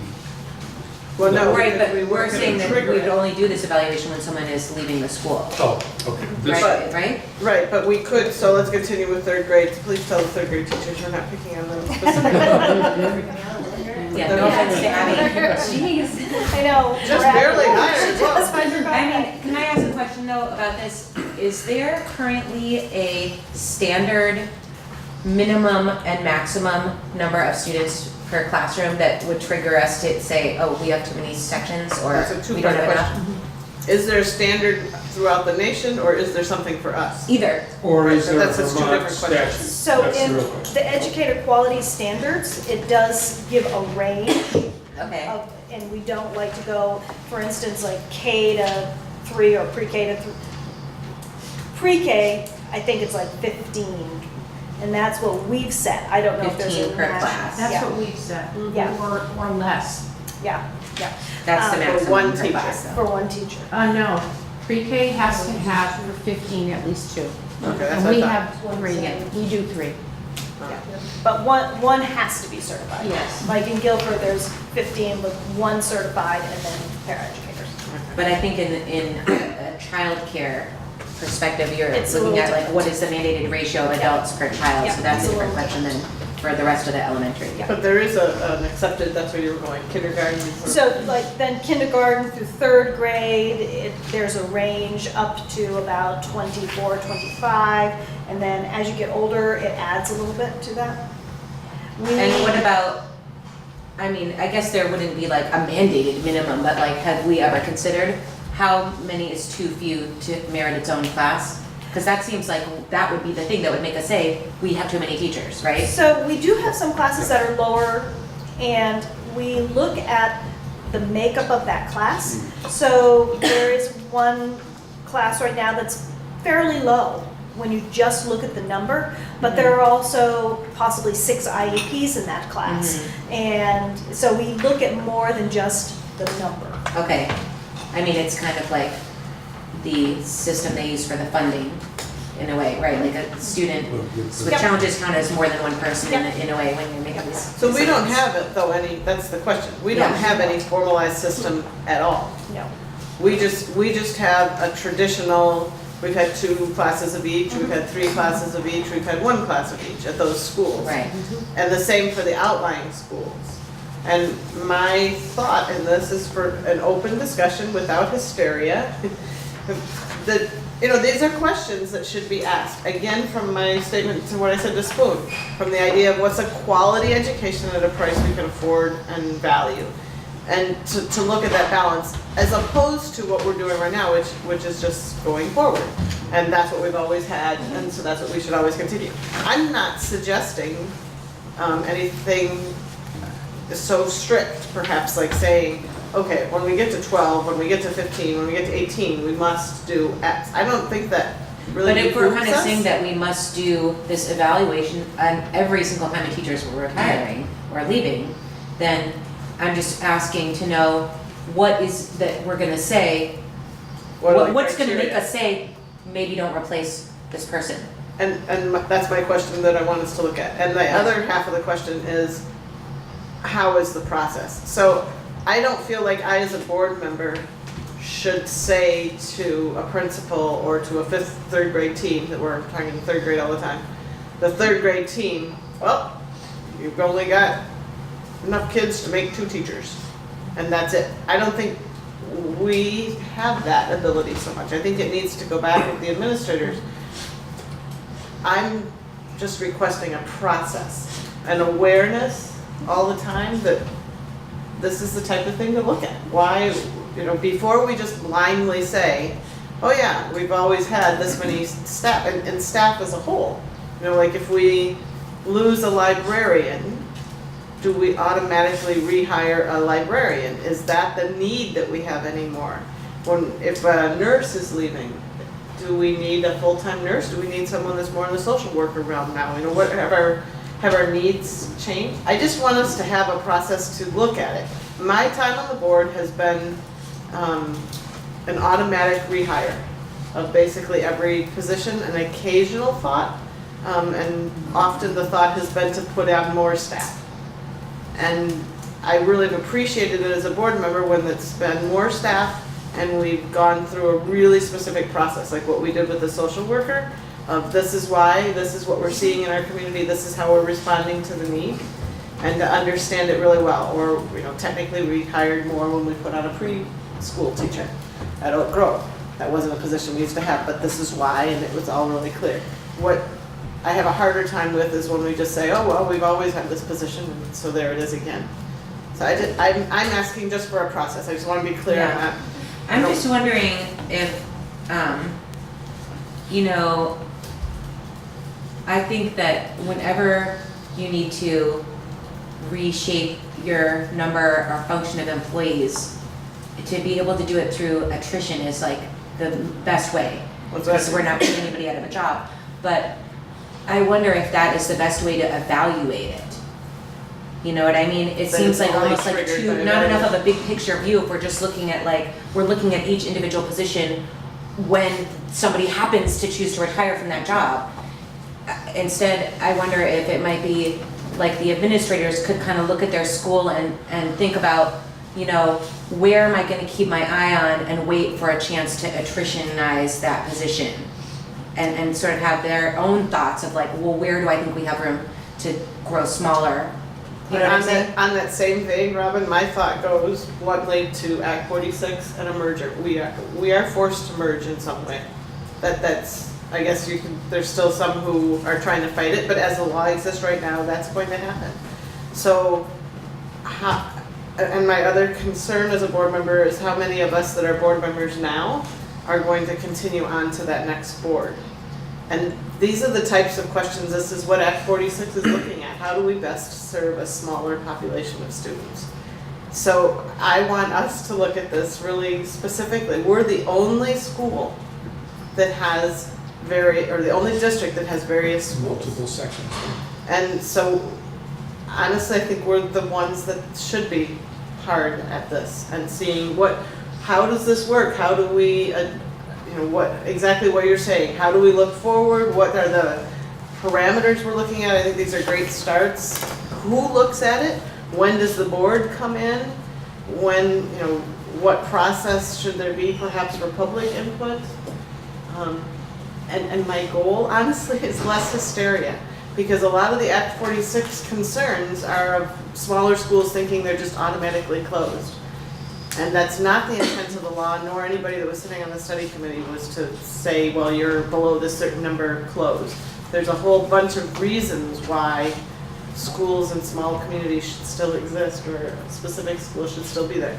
So I'm hopeful that we can be thoughtful and be leaders for actually the entire existing supervisory union as we step forward.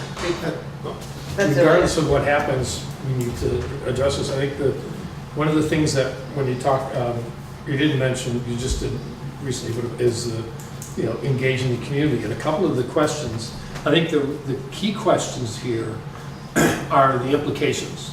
What does it mean when you reshuffle students? And what does it mean if you send students to a new building?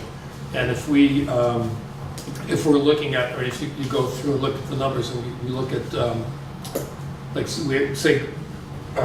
academy, if you just divide 7 grade levels into 342 kids for last year, that's about 50 kids per grade level, which means you have to have 3 sections.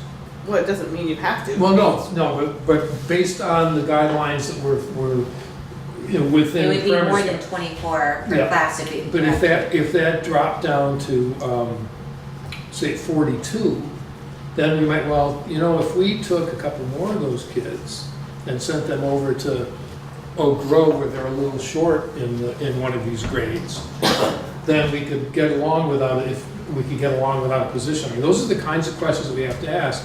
It And we seems to really me- need to get, we can't just use our own opinions in terms of what does it mean to, we've always tried really, particularly at Oak Grove, if there are kids coming, if there is a sibling, if the kid's going to that school, and there's a sibling coming along, unless there's some really big need or that it won't work, we try to keep them together. It's a really good idea for the community. And I think there's probably a lot of support for it, but that has to be balanced with, how much damage would it do for a kid with the example we have, for a kid to go to 6th grade for the last year? Really, what's lost? How different are the cultures? And we have no idea. I feel like it's more than a culture difference. We've heard so much in these board meetings about how the continuity that the student has impacts their educational outcome and the relationships that they have with their teachers and the students and the administrators in their school are a huge part of their success. So to me, any solution that involves moving kids to a different school for 1 or 2 grades seems like the last resort. If you're talking about where could we afford, if there was a situation where we were like, okay, the cohort of kids who were born in 2012 or whatever, like the current kindergartners or whatever that would be, is too small. It doesn't support 6 Good classes. That it seems like the easiest on everyone's way would be to reduce or have flexibility in the classes at the big school, because then you don't have to send kids to a different school. It's if you reduce the Oak Grove section and say, well, now there's no more kindergarten there, they have to come to Academy School, then that is creating disruption. If it's the kids who, okay, we're gonna have 2, 6 grades this year instead of 3, no one is negatively and educationally impacted by that for the kids. So that's where I think we could go through a million examples and have a whole bunch of thought and become even like hysterical.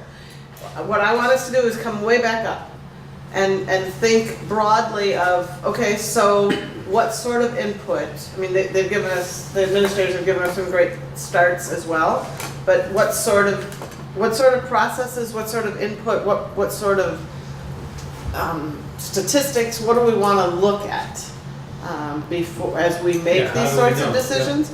And, it can also be creative. So we say that this illustrious 3rd grade class at Academy suddenly doesn't have enough kids to really justify having 3 grades, but maybe a couple of those kids really could be doing 4th grade math. And maybe half of the day could be in this section, and maybe half of the day could be a blended classroom or something. So, and when should a board come into that? When should just the administrators? Those types of questions where I think we as a board are. And Well, that's why I asked figuring about out. the student numbers, because I really feel like that is the only level at which I feel like it's our purview to say, you need to cut positions. You know what I'm saying? If we had our student numbers dipping so low that we felt it was unconscionable to continue having whatever kind of teacher or whatever, I that think, would be something that would trigger that discussion. Yes. But I can't really understand what else we should be telling I think we, people to you cut can jump in jobs. as superintendent.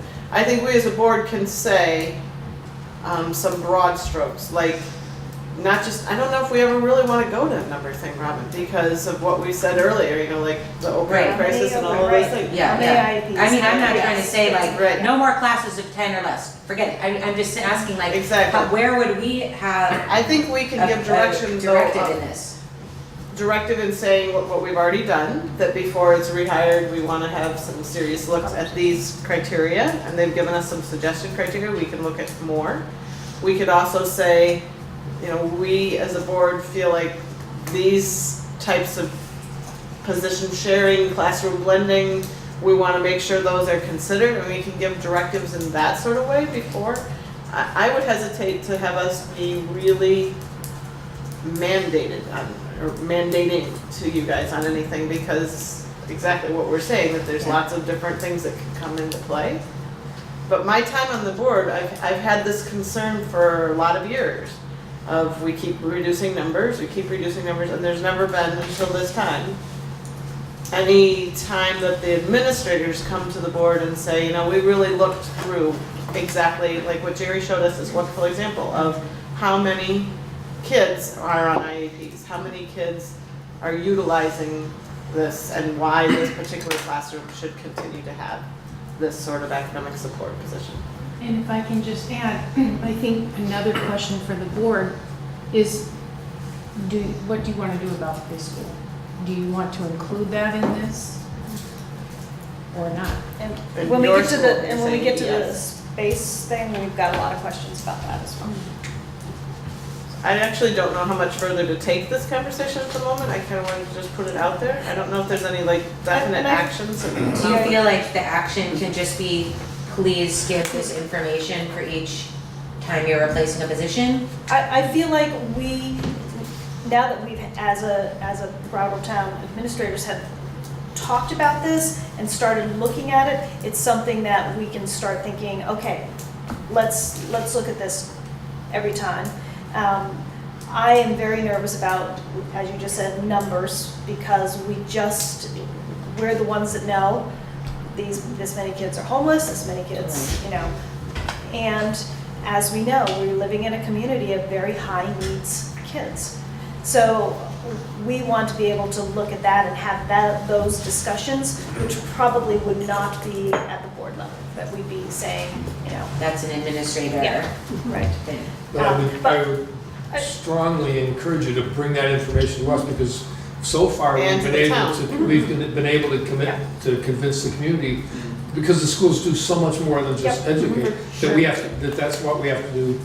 And we're And, doing that, and they've supported it. and I think This that year the was a town little needs to know. different.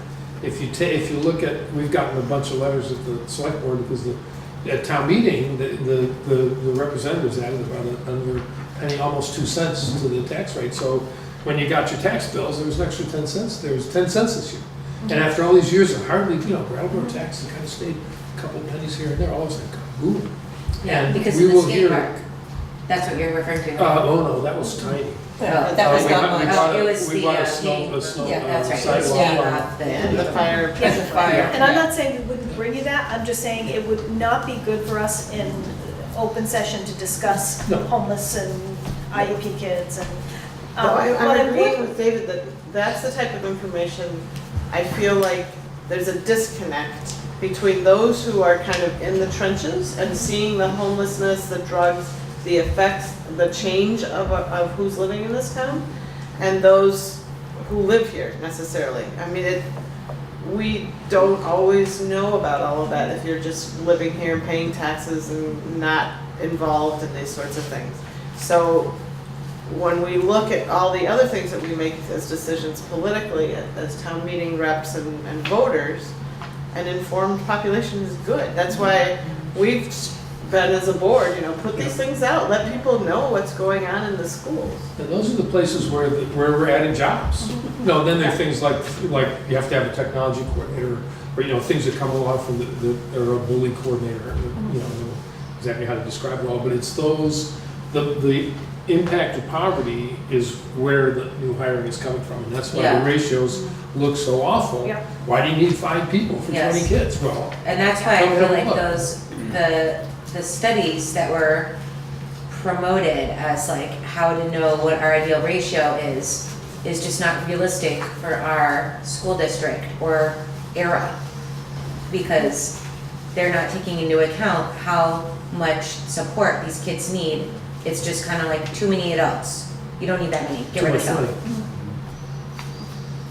So one of the reasons for bringing this to you also is for you to think, is there something else here that you would think that we would be considering? And you said public input, so I wrote that. Classroom blending, you said, so I put that down to add to the list. But if there are other things that you can think of that, like, oh, did you ever consider this? Is classroom blending multi-age? I would, Yeah. that's how I think of it as with the HR. Is there something in here, how many other staff already work with this? So like, is it a classroom where you have one para, or is it suddenly an idea that, okay, we put more kids than what's normal, but we know we have 2 paras that could be put in So here? supporting staff. Supporting staff, and it could be that you have 2 really crackerjack particular paras for this particular 3rd grade group, that, okay, 2 classrooms that are larger with these extra supports still makes sense. Also, just wondering, since you brought up the paras, that isn't something that we That's a good point. talk about or see, but perhaps the same type of questions could be considered when they are hiring parents too, to say, I think okay, every how many do we, I mean, that seems like it's such a flexible in and out job more than the others, that I'm sure that is probably considered a lot each year, like how many do we need this year? But is it? I don't know. I'd like to see every position considered, every one. But I mean, we don't see those hires at this, Right, we don't we have to don't approve them. hear about them. And research now is really urging when paras retire to consider not rehiring a para, but trying to rehire a certified staff. Will we be, Wait, Is I'm that sorry, on- what do you mean by that? So if 2 paras were to resign or retire, look at hiring certified staff because of what we just talked about. The kids that we are working with have higher needs and need certified people Okay. working. like a But read so you're like teacher an or academic support or behaviorist Right. instead of a Yeah. para. And is that already on the work plan? I didn't bring the copy that you sent, but there's somewhere in there about the new special ed law? Is there, I'll look it up. On the blank On the- thing that you sent, it's not on this. thing? No, it's not, I'm just, that's what the new special ed law is doing. Yes. Right, basically, Yes, yeah. yes. Okay. And I thought I saw somewhere along there we were gonna get a workshop on it, maybe it was with you. Yeah, I don't see, it's not on, I think it came from Not on this VSBA, I think I saw that today. Okay, that's what it was, yeah. See if I can connect, I have to have the network security key. So if you can write it down. Do we it's ever right up find on it the on the board. board. Yeah. Oh, that's what that is? Yes.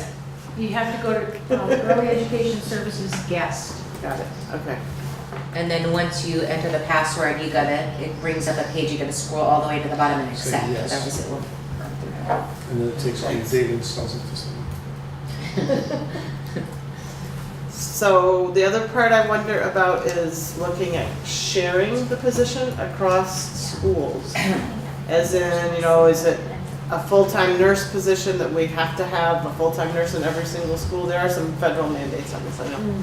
So perhaps it's not a good example, but Well, I think some of these might be That question is. mentioned in those education quality standards. There's some minimums that we have to meet as according to that, and then we can look at, okay, how much above the minimum are we? Do we have room to consolidate this and still be meeting these standards? so that would be 2 additional points. One is, can the position be shared across the If schools? we have and- shared. That's shared, Yeah. that's, Or Yeah. shared within the school It just too. says, is it a shared position? Yeah, which is different to me. but- Can it be shared? Can it be shared if it's not? And across with another school, or even shared where it's 2 teachers splitting something within the same school? And what's the actual educational mandate? Are we way above it for the level of? I know we are, I don't know about way above it with Well, for any nurses, one position. but with nurses, I think, We're not gonna go below. it's very, very scary to me to think that we would Yeah, have. I'm not Well, saying for anything. We talked I about would that a go few below. years ago. I'm just saying it's one of the criteria Very, to look at. unfavorable response. And it's the same sort of thing as like what Deb says, where the mandate is to have 2 and we do 3. So the question would become in a position even at EES, okay, so we typically do 3. We have 2. Is this class self-sufficient enough that we feel like we still need 3? Or is this a time when we could look at something else? And I The mean, thing I wonder about though is when you're looking at like, for a classroom teacher, asking these questions because of the size of a specific cohort that's going to be in the following school year, they're so varied. I mean, sometimes it's like, yeah, there's a low number of kids in 3rd grade this year, but the 2nd grade is huge. So we're gonna lose a great teacher and then have to hire someone next year, and we're not gonna have that person applying again because they're such a good person, they'll probably get a great job and won't wanna come back from it. So that's, is there It something seems like called a way to staffing? like lower gradually the quality of the teachers at the school by responding directly to a cohort instead of a long-term view of it, which is why I suggested the idea that instead of just making a decision on each job that comes up, which is a sort of random thing, whoever decides to leave, it could be like the administrators themselves make a plan of where do I think if I had to shrink my staff, where would I look first and where am I kind of waiting for someone to leave instead of just anyone who comes up, can I cut them? A question I have too, were you gonna say, Mark? Oh, no, it's okay. You said you shared this then it was created by all of you, and then you shared it with the other folks in the supervisory union? Administrators on this. And how was it received? They looked through it. We didn't spend a lot of time discussing it, but kind of the same thing. Are there other things that we should be considering? Are you considering this when you're thinking about rehiring? Because for the most part, people rehire when someone leaves. So, and the high school seems probably the easiest when someone retires or resigns, because they already have 3 or 4 English teachers. So what are the numbers and do we? And so that's They sort of kinda have a part of process. their culture already, right? But when we're thinking about a single classroom, it adds, all of these other. All those other questions. One thing I don't see on here, which I really appreciated on Jerry's one, is something that's not just about the number of students served, but how she wrote like, okay, there's 43% of these kids that need academic support in this So the grade. needs, the makeup and the Right. needs of that. Yeah, not just the cohort. number of kids, but like what is the other factors in the need for the position? And I hope, and I don't see this board becoming like a contentious place that you have to fight to get every position hired. That's not the point of this at all. It's just to have a process so we do a thought that's very carried out and carried forth. I mean, And then it makes each position be defendable of like, anyone could say, well, why do you have so many? Well, because blah, blah, blah. This is what we think about and that's why we know that we need this many. Any more discussion on this? I think the next thing we move forward to is space. Space, yes. Let's hear about space. So, we have met multiple times about space, starting last winter, when it first came up, through August this year, talking about space. We took a tour of Academy with I actually won a door prize from an architect, a free site visit. And so he came and looked at Academy, because Academy, we have the White House, it's beyond what it's supposed to be in terms of its life expectancy. So looking at that, he walked all around the building, looking at all of the sort of nooks and crannies where we right now Teach. teach. Yeah. I don't say that too loudly. That's why I'm surprised to hear John had an office. Yeah, I thought we got rid of it. It's an office. It's really a hallway there that was enclosed in. no. Exactly. So looking at that, each principal looked at the number of rooms, the number of kids, including Deb here at EES. And so we felt like, being educators and not architects and people that are experts and, how much space are we thinking, we felt like we did what we could do, which is, first off, like, okay, what is our vision, and including you, what is our vision for pre-K? Is the vision that every school is going to have a pre-K? Because if so, we certainly don't have enough space. Is our vision that we'd like to increase pre-K opportunities, but let's say Oak Grove has enough room for an additional pre-K so that there are 2 pre-Ks there? Is that acceptable? Is it acceptable to make a pre-K K site? And that's where all the pre-K and kindergarten classes are. So we talked about a lot of different options for what we could possibly do, but none of us are feeling like we're expert enough and have really the direction of what you're thinking.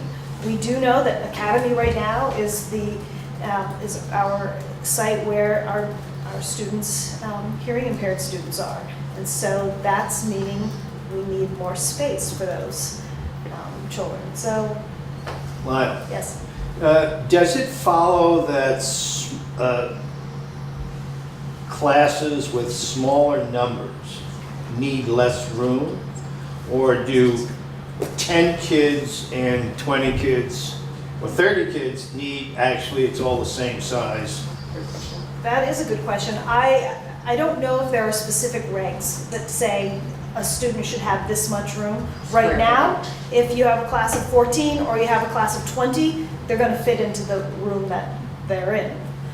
So we don't want to build but- our classrooms to such a specific number of kids, because then if, we want there to be room to grow if If we need there's to. more kids, we don't have to be like, well, No, this we're class is only adapting, 10 this whole kids. thing is about adapting to realities.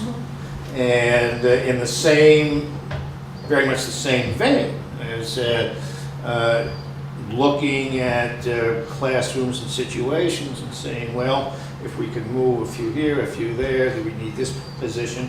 And I'm saying much the same thing about the physical space. What if you took 2 large classrooms and knocked the wall out from between them and rebuilt 2 other walls and turned 2 classrooms into 3?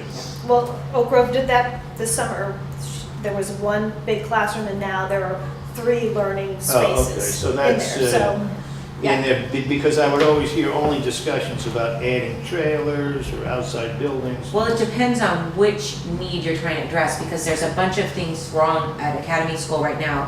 One is, there's not a room to add a pre-K if we want to do that, but the other ones are like, there isn't adequate privacy for students that are having their special ed instruction. So that's where we do need to make smaller rooms, instead of one big room where everyone's overhearing each other, right? And there is an exception with this, the space in the preschool world. There is, licensing does require a formula per child. So there's X number of square feet inside and X number of square feet outside. So that would be a consideration for adding a Yes. pre-K space, that we would Yes. have to meet that number of square Yeah. footage. Depending on how many we were planning for to be in the class, which it sounds like we wouldn't want to do more than 15 unless we were planning multiple classrooms. Pre-K. Right, for a pre-K space. So it seems like the reason this came up from the very beginning was the budget and the long-term need for the White House at Academy.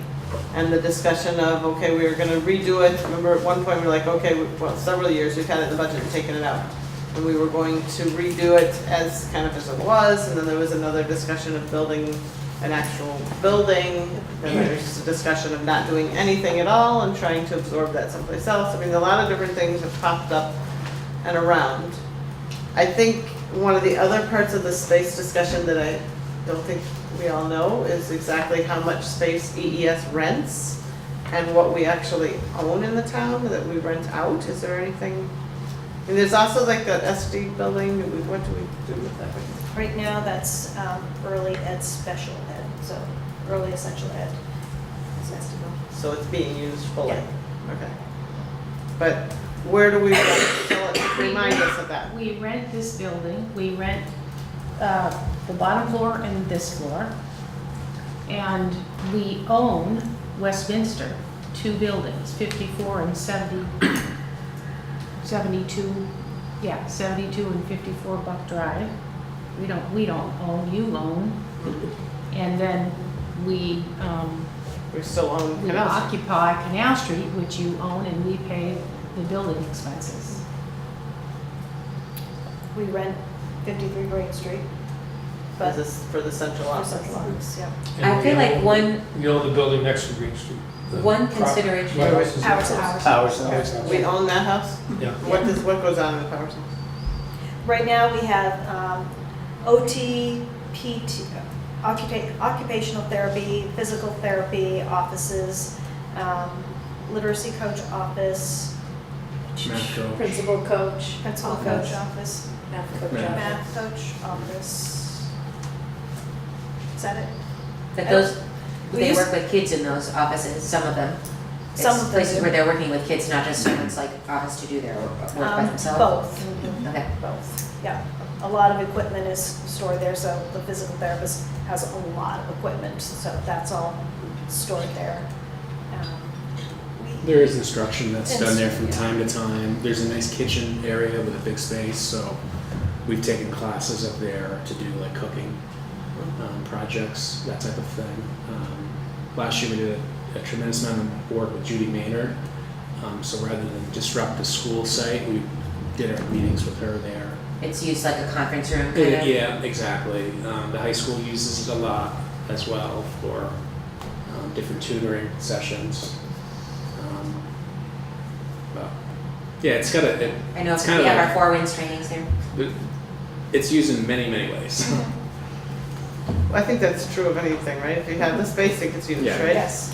And we don't have any idle space in our district at all, right? But one thing I think we had mentioned when we were having the discussion about how do we know what our goal is with the pre-Ks, like if we're trying to get more of them be school-based or not, is how much is the need met by the private preschools through Act 166? So Janice Stockman did some research on the incoming kindergartners, and there were only three students that did not go to some sort of pre-K, either a private or one of our pre-Ks. Okay. So doesn't sound And of the like. private, they were all ones that were Act 166 subsidized ones? I would assume, Okay. but I don't know that for sure, but yeah. So there were only 3, and we don't know if it's because the parent wanted to keep them at home or the parent couldn't afford to send them out, even with the funding. Do we Yeah. hear on the pre-K, do we hear regularly, are you going to have more space next year? Are you gonna have one at Green Street? And are we hearing clamoring from the community that we need more public pre-K in the building? I've got some recent phone calls. I now have an opening. I didn't have, so if anybody's listening, I have an opening. Because I had a student who decided, she was registered into 2 different pre-K programs, so we had a call saying, okay, you can't do 2, which one are you choosing? So, went someplace else. And, so now I have an opening, but, I get parents will call and it's like, come fill out, right now, because I was, a week ago, I was full. And so fill out a registration, we'll put your name on a waiting list. So like for next year, we have 3 siblings on my waiting list. But don't you have people on the waiting list for this position that just opened? I mean, the spot in the classroom? Yes, we do. But not a whole lot, because at one point, when they were calling in June and July, I'm like, well, we're full, but you can come in and fill out an application. A lot of times people don't do that. I see. Yeah. Or even if they're on it, they might have already. Right, by this figured time it of out. year. Or, yeah. yeah. So if the question is really, have we kind of tapped out? Are we meeting the needs in the community? My opinion, it's an opinion, is yes, we are. And there are many variables to that opinion, in that, some programs are full day year round, some programs are school day, school year, so there's a menu of options for families, and so it's not a one size fits all, and that's how it's that's how it's working. And I'm also cognizant of the complaints we heard at the beginning of, this is somebody's business that we're suddenly stepping into with taxpayer money and competing against. So, okay, so then the question becomes, where are we at with our vision for pre-K? I mean, from the discussion we're saying, I think our vision was to meet a need, and we've done that. At one point, the vision was to meet the needs by having a pre-K in each school, but it doesn't sound like that's necessary, But- nor space available. But the That's right, vision there was another to one. have blended Head Start That's true. classrooms. That was the And overall. we've done that successfully in one school. So we still have no blended classrooms for how many pre-K? Well, right now, we have, I'm going to take Westminster out of this conversation. So we still have 3 classrooms, so about 40 students. 40. And how many you have, 15? But half are Head Start. So, No, I was just saying how many go into a classroom. So it's at least 2+ classrooms to meet the 40. yeah, so if we, No, it has to be more. ultimately, what I'd like to see is 40 times 80 students in 6 classrooms. Right. So there might be 3 classrooms at Canal Street of a demographic mix, and then classrooms in the other elementary schools that are a mix, which would cause competition, because we would be opening 7 new slots and all of that. So here's Each a of those question that classrooms. somebody's gonna tell me I shouldn't ask or something, I bet. Have we ever gone to an existing preschool and said, hey, we would like to work with We have done that. the EES kids and do a blended We classroom? have done that. That was We done have at West B, I think you Yeah, we mentioned. did it in right? West B, we did it at Brattleboro I thought so. Nursery and Brattleboro Center for Children. But it wasn't a true blended class, right? That was just some funding went back to them. It's not like what we have in Oak Grove. It was both. So Okay. when I came, EES sent money to those schools. And then when I came, we actually delivered Head Start services, and we actually did more of what we're doing at Oak Grove, so that we had a designated number of Head Start families in those configurations. I mean, And West B has actually reached out and said they'd be interested in opening discussions with us. But we have to make sure that everyone knows that if we're having public pre-K, it's school day, school year hours, which is not what a lot of parents are looking for. A lot of parents are But looking that for school full-time. doesn't offer school They do hours. not offer school It's hours. 8:30 to 1, I think. They don't, but when we partnered with them, that's how it was in the beginning. And then, we partnered with them for a long time, and it was a successful partnership. And so we were able to nudge them over the years to expand a little bit more. But it never ultimately became year-round, full day, which was a problem, although we're not doing that at Oak Grove. Was It's gonna say, we're not. working. It is full day though, but not year. Well, it's school day. It's and school so- day. and It's school day. We did Oh, do I thought that in that was West B. what They, we meant. they actually extended their program for our So slots. understanding, what you did at West B is essentially what is going on at Oak Grove. Right. But the parents that are now with you here are looking for full day year round. At least that's what they're accustomed to. Yeah. But I I've wonder- also heard parents, just anecdotally, so I don't know how much there is of this, but complaining that they wanted to find a nursery school that was half day, part of the week, and they just wanted the 10 hours of free. They didn't want to pay a bunch of money to go extra more days than that. So I think that there isn't only a need for the full year of care. Some people just want some nursery school time and the rest their kid home. And I think that's what's tricky about when you get into early education is that families are, once you get into kindergarten, everybody, knows public school, we run from this time to this time and this is a school day. And in early ed, there are lots of different configurations. We have former staff member who's home and she's like, yeah, I would love to be at your preschool or your pre-K, but I'm very happy having my child only attending pre-K 3 days a week because I'm home, I can provide these other things, and that works for our family.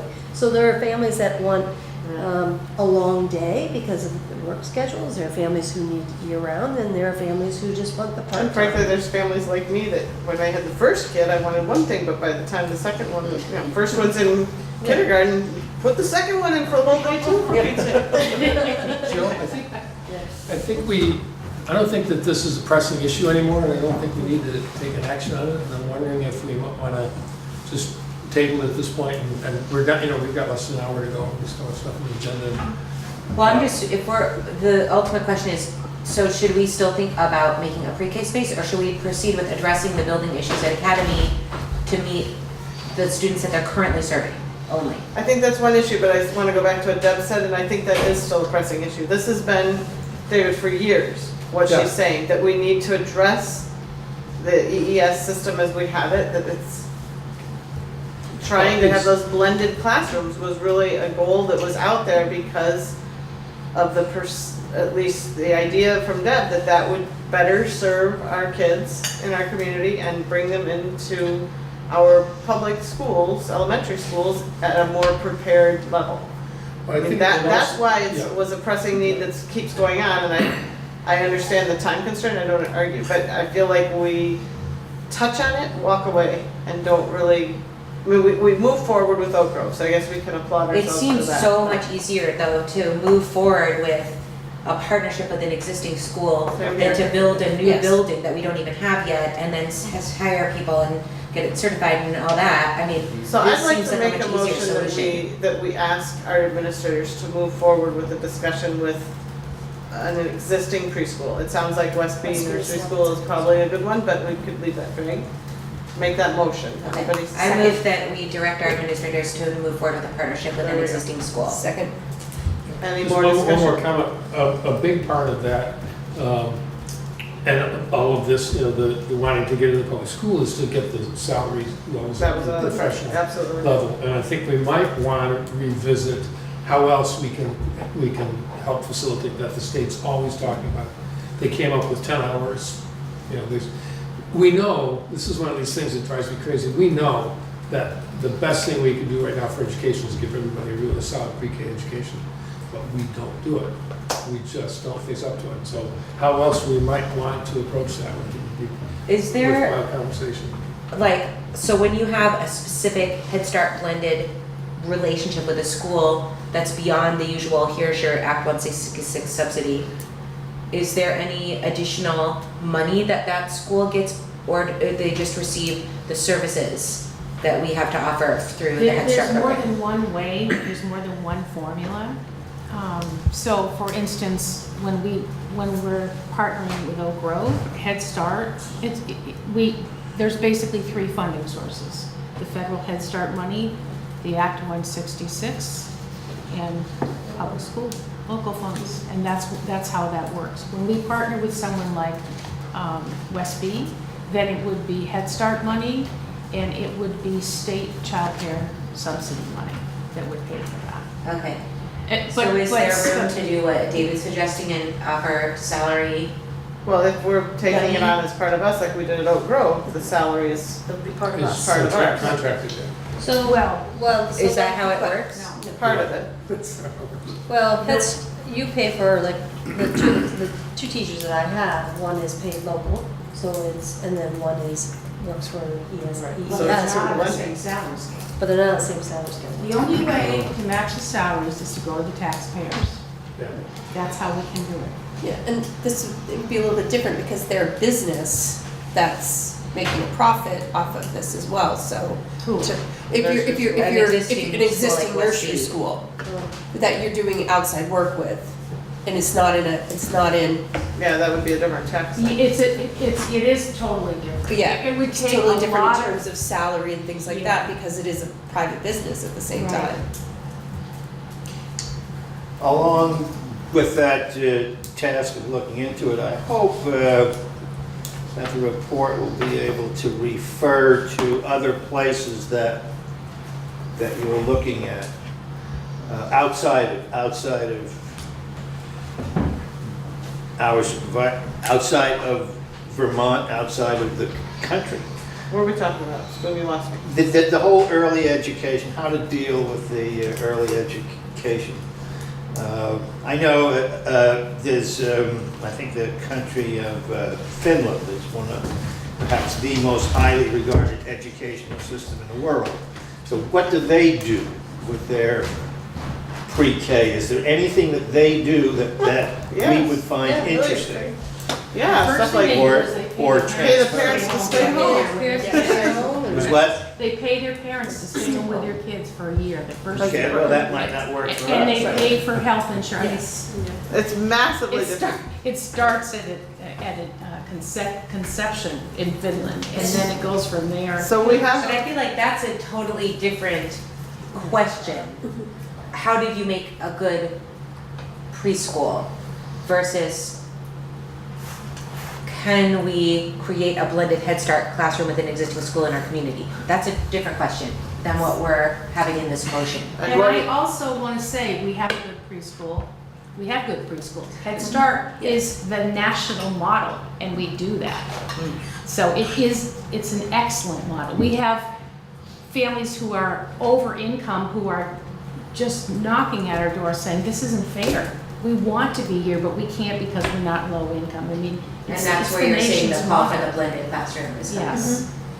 and beyond that, we should also point out during this conversation that our preschool has won commendations in our EES system. Absolutely. It's You not like, just saw the review. right, it's one of those concerns we have to make it even better. Yes. So the motion on the floor, We need to wait for David, he's not. we don't have to, but does he have, do you think he has a strong opinion? Here he comes. We were about to vote, oh, dang, Mark. Sorry, Mark, I don't mean to say that. All right, a brief moment to all breathe. Deb, quick question. Did the students that were at Oak Grove for the blended preschool, did they get services during the summer as well? Did they request Well, them? and they knew ahead of time that, now, the Head Start. Right, So the yes. Head Start No, the children Head were Start children. offered, when we enrolled them a year ago, we said, if you want summer services, we will provide them Okay. for you at Canal Street. And we had one taker, Oh. just one. out of 8 or 7 or 8 kids, right? So it'll be interesting to see what type of, if they had a drop-off going into Right. next year. Yeah. To see what type of drop-off if they didn't take those services, and if maybe they didn't because they were with what they'd had the whole school year. So I think we can I guess vote we'll wait, without yeah, favor. okay. So the motion's on the floor to direct the administrators to start that discussion and see if that, I mean, we're only telling them to start the discussion if it makes sense. David, we're about to vote. So we're not telling them it has to be done if they come back to us and say it doesn't make any sense, but are all in favor of this directive and asking our administrators? Yes. All right, so there we have.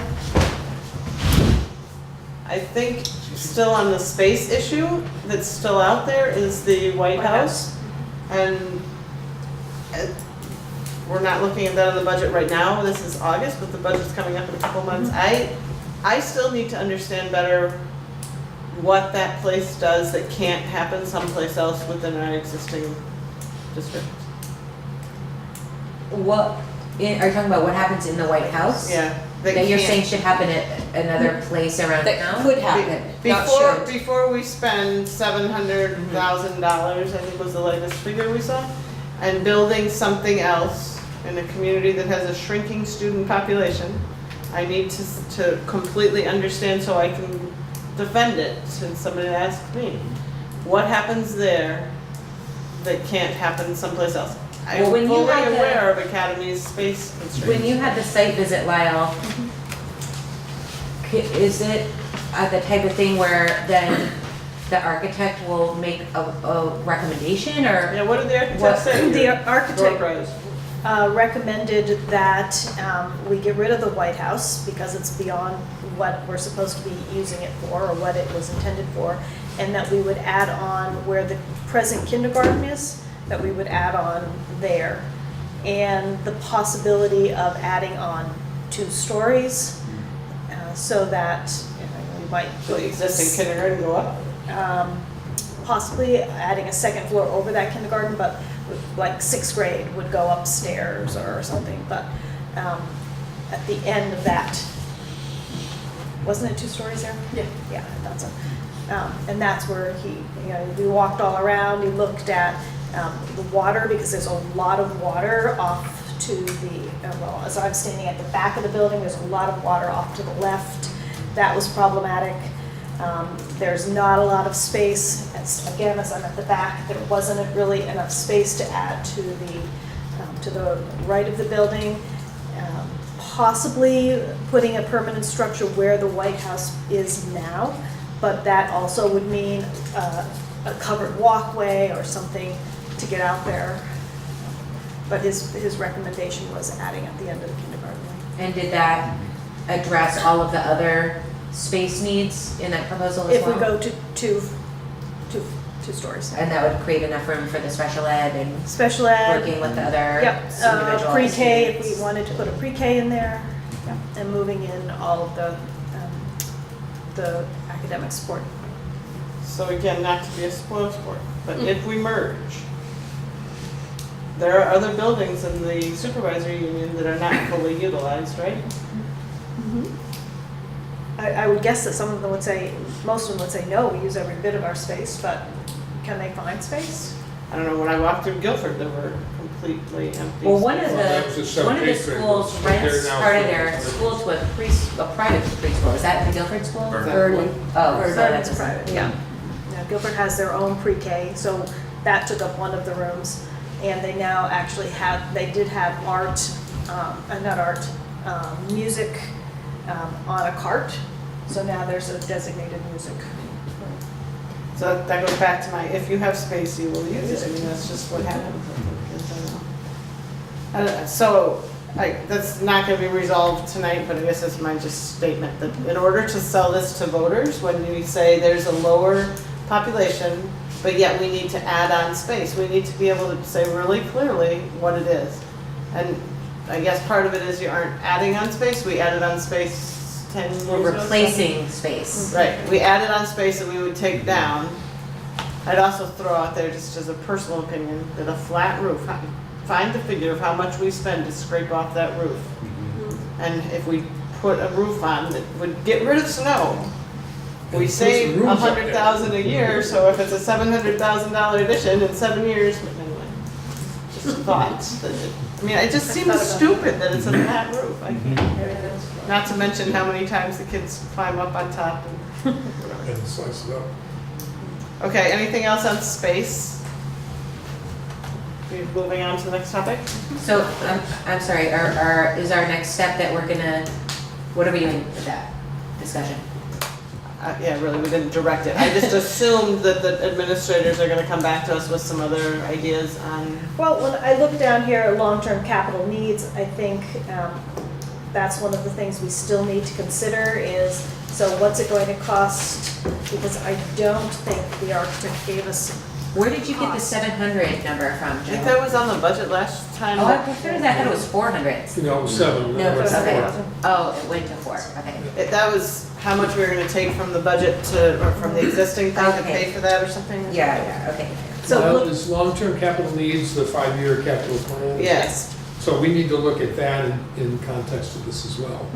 Because Yes. we're already, if we're looking Yeah. a few years out at like $900,000 on a boiler, that would make us. what boiler do we have left?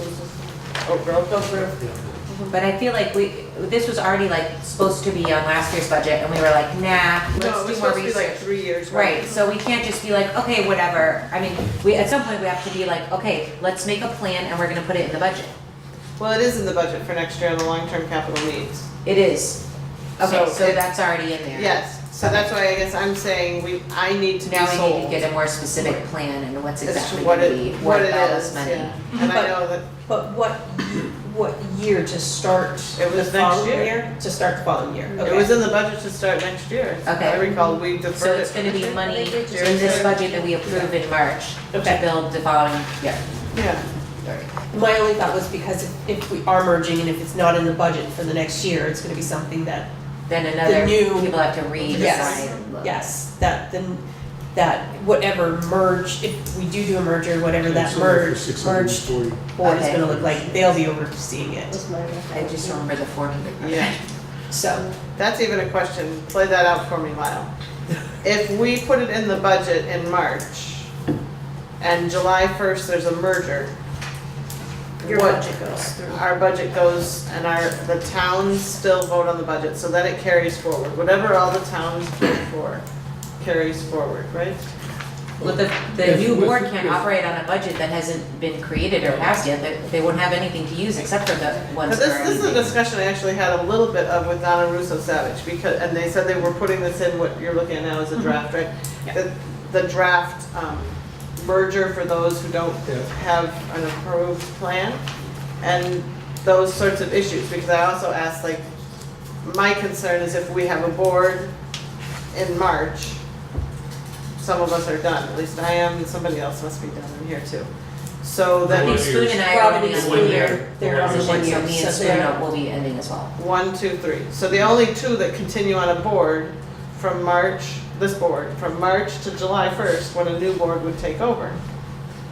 Or Well, there's a people. We have to there's a have something transition that board, Yes, too. there's a transition board. Yeah. I've been asking, and she didn't, Donna Russo Savage didn't know exactly what it was. It's a transition board. But again, that's all yet to be decided. I think it's really important to recognize that what we think might happen and what's going to happen are not the same. We just don't know what's going to happen. I just feel like And I don't want to get into the. No, but the No, point no, that, please, let me finish. We'll know by November whether we're going to, the end of November, whether we're going to be merged or not. If we are, and we've got $600,000 or $700,000 of money that the Brattleboro taxpayers paid into these schools in our reserve fund, we're going to need to think about having a special meeting and asking the town, what do you want? Do you want us to do the boiler over there? Should we do this addition? Should we spend this money, or do we want to just put it into the whole system? I also feel like if you are thinking that you need to do something, then you will be able to go to the new board and say, we need to do this, and this is why we need to do this, and this is important that we do this. And the new board is not going to say no. They are going to have to listen to, because you're not the only board that's looking at projects moving forward. And the new board has to respect the fact that you've been working as a board, considering these issues for a couple of years now, and these are your recommendations to the new board. I also just want to say though, overall, this is more of a general comment, but I think it's very good to be realistic and think about what's going to happen to all this if we merge. But at the same time, until this board is dissolved, our mission is to do what is best for the Brattleboro Town Schools. Exactly. Not to think about, well, if we're a merged board, then maybe we should do something to make it better for the other towns. Our job is to consider the needs of Brattleboro. So I think it's important that we consider that our foremost mission here and not get too bogged down in thinking about what if the merger. I will just reiterate that the way the law is, there's not a what if a merger. There is a merger. Okay, but I'm just saying, I don't want to spend our energy thinking about how do we incorporate the needs of the other towns in this, because our job is to support the needs of Brattleboro. And eventually, there will be another board whose job is to consider all the needs, but our job isn't that. We can all have our opinions. I don't want to go down into. I'm just saying, I was elected by Brattleboro, and so that's where I'm And we putting do my. have to run the show until we're done, whatever, Yeah, however. that absolutely, I happens. agree with all of that. I just think we look, and I'm trying to get us to look future and being aware that this is the sort of thing that we need to talk about, like what Lyle is saying, and being able to say this is important, this is why, and this is the project that we've put off, David, 4 years, 5 years that we've talked about? Well, it wasn't really urgent until last year. I mean, we were sort of putting it off without a lot of. A couple of years ago, we it's got to be 4 years. like and we 3 knew or 4 before years that ago, we put that on it a was coming. roof and Yeah, instead of and we knew it was replacing it. coming. So, I mean, it's been a discussion that's been going on. So as we think through our budget this year, we need to think through if there's anything else like that. And the other thing I'd that's add, really- Lyle, is that knowing how the town meeting used to work, people, if we go and say we need this space and this space and this space, and maybe a pre-K, they're gonna say, take that pre-K out. So it's gotta be as small as it can possibly be for the immediate needs. And we do have to come up with a reason, especially if we are merged, with an explanation for how is it that with 20% fewer kids, I mean, you can possibly, you have these other schools that are threatened to close because they don't have many kids, why don't we just send the kids down there? And if they're gonna come here later on, why don't we just send ours down there now? So, I mean, we have to be ready for those, because those are the questions. Those are the that questions. come up, yeah. That's exactly it. And then they're gonna say, well, 10% fewer kids just in the last 5 years, or 6, why, how can you possibly need more space? Even though it's, replacing space, but still. But I also think that White House shows the folly of thinking too short-term about this. Because we don't want to make something that barely meets our current needs. And then 8 years down the road, someone be like, okay, well now what are we gonna do about blah, blah. So I feel like if you only give yourself as much space as you'll be absolutely filling at this moment, you are leaving the door open to needing more really expensive things. I feel like it can be a more conservative act to give a little bit of growing room so that we won't need to do this again for 25 years or whatever. I agree completely, and that's exactly what we did with the expensive police fire and the sewer plant. The difference here is that the general public view and the political view is that we're gonna continue to lose kids, that we're gonna continue to get So smaller. you could, And pushing back and saying we need more space in the face of that is gonna be difficult. put a Head Start classroom in every one of the elementary schools, sell Canal Street, use the money that we pay to sustain Canal Street to put into the teacher salaries. Or we could stop renting for central office and put them all over in Canal Street, because we pay rent in that particular space. Or stop paying rent here and try to utilize Canal Street more. And these are the types And I would like to see some analysis of that before we blindly go forward into a budget yet again of paying rent. I don't know if everyone else feels that way and it's just me. But wherever we're paying rent, when we actually have physical space that we're not completely utilizing, that we could. Can our merged, smaller administrative staff fit into Power's house? I'm kidding. Merging doesn't eliminate the responsibilities to the state, that's for sure. For those, just a little aside, I just went, last week, I think it was, I went to listen to a fellow who, with his wife, runs a school in Palestine.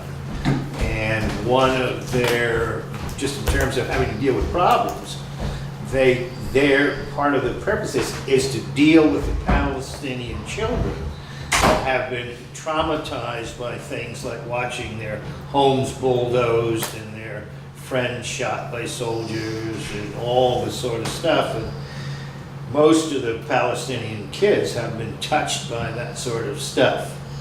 And now they have schools that work on almost no budgets, trying to somehow deal with these kids.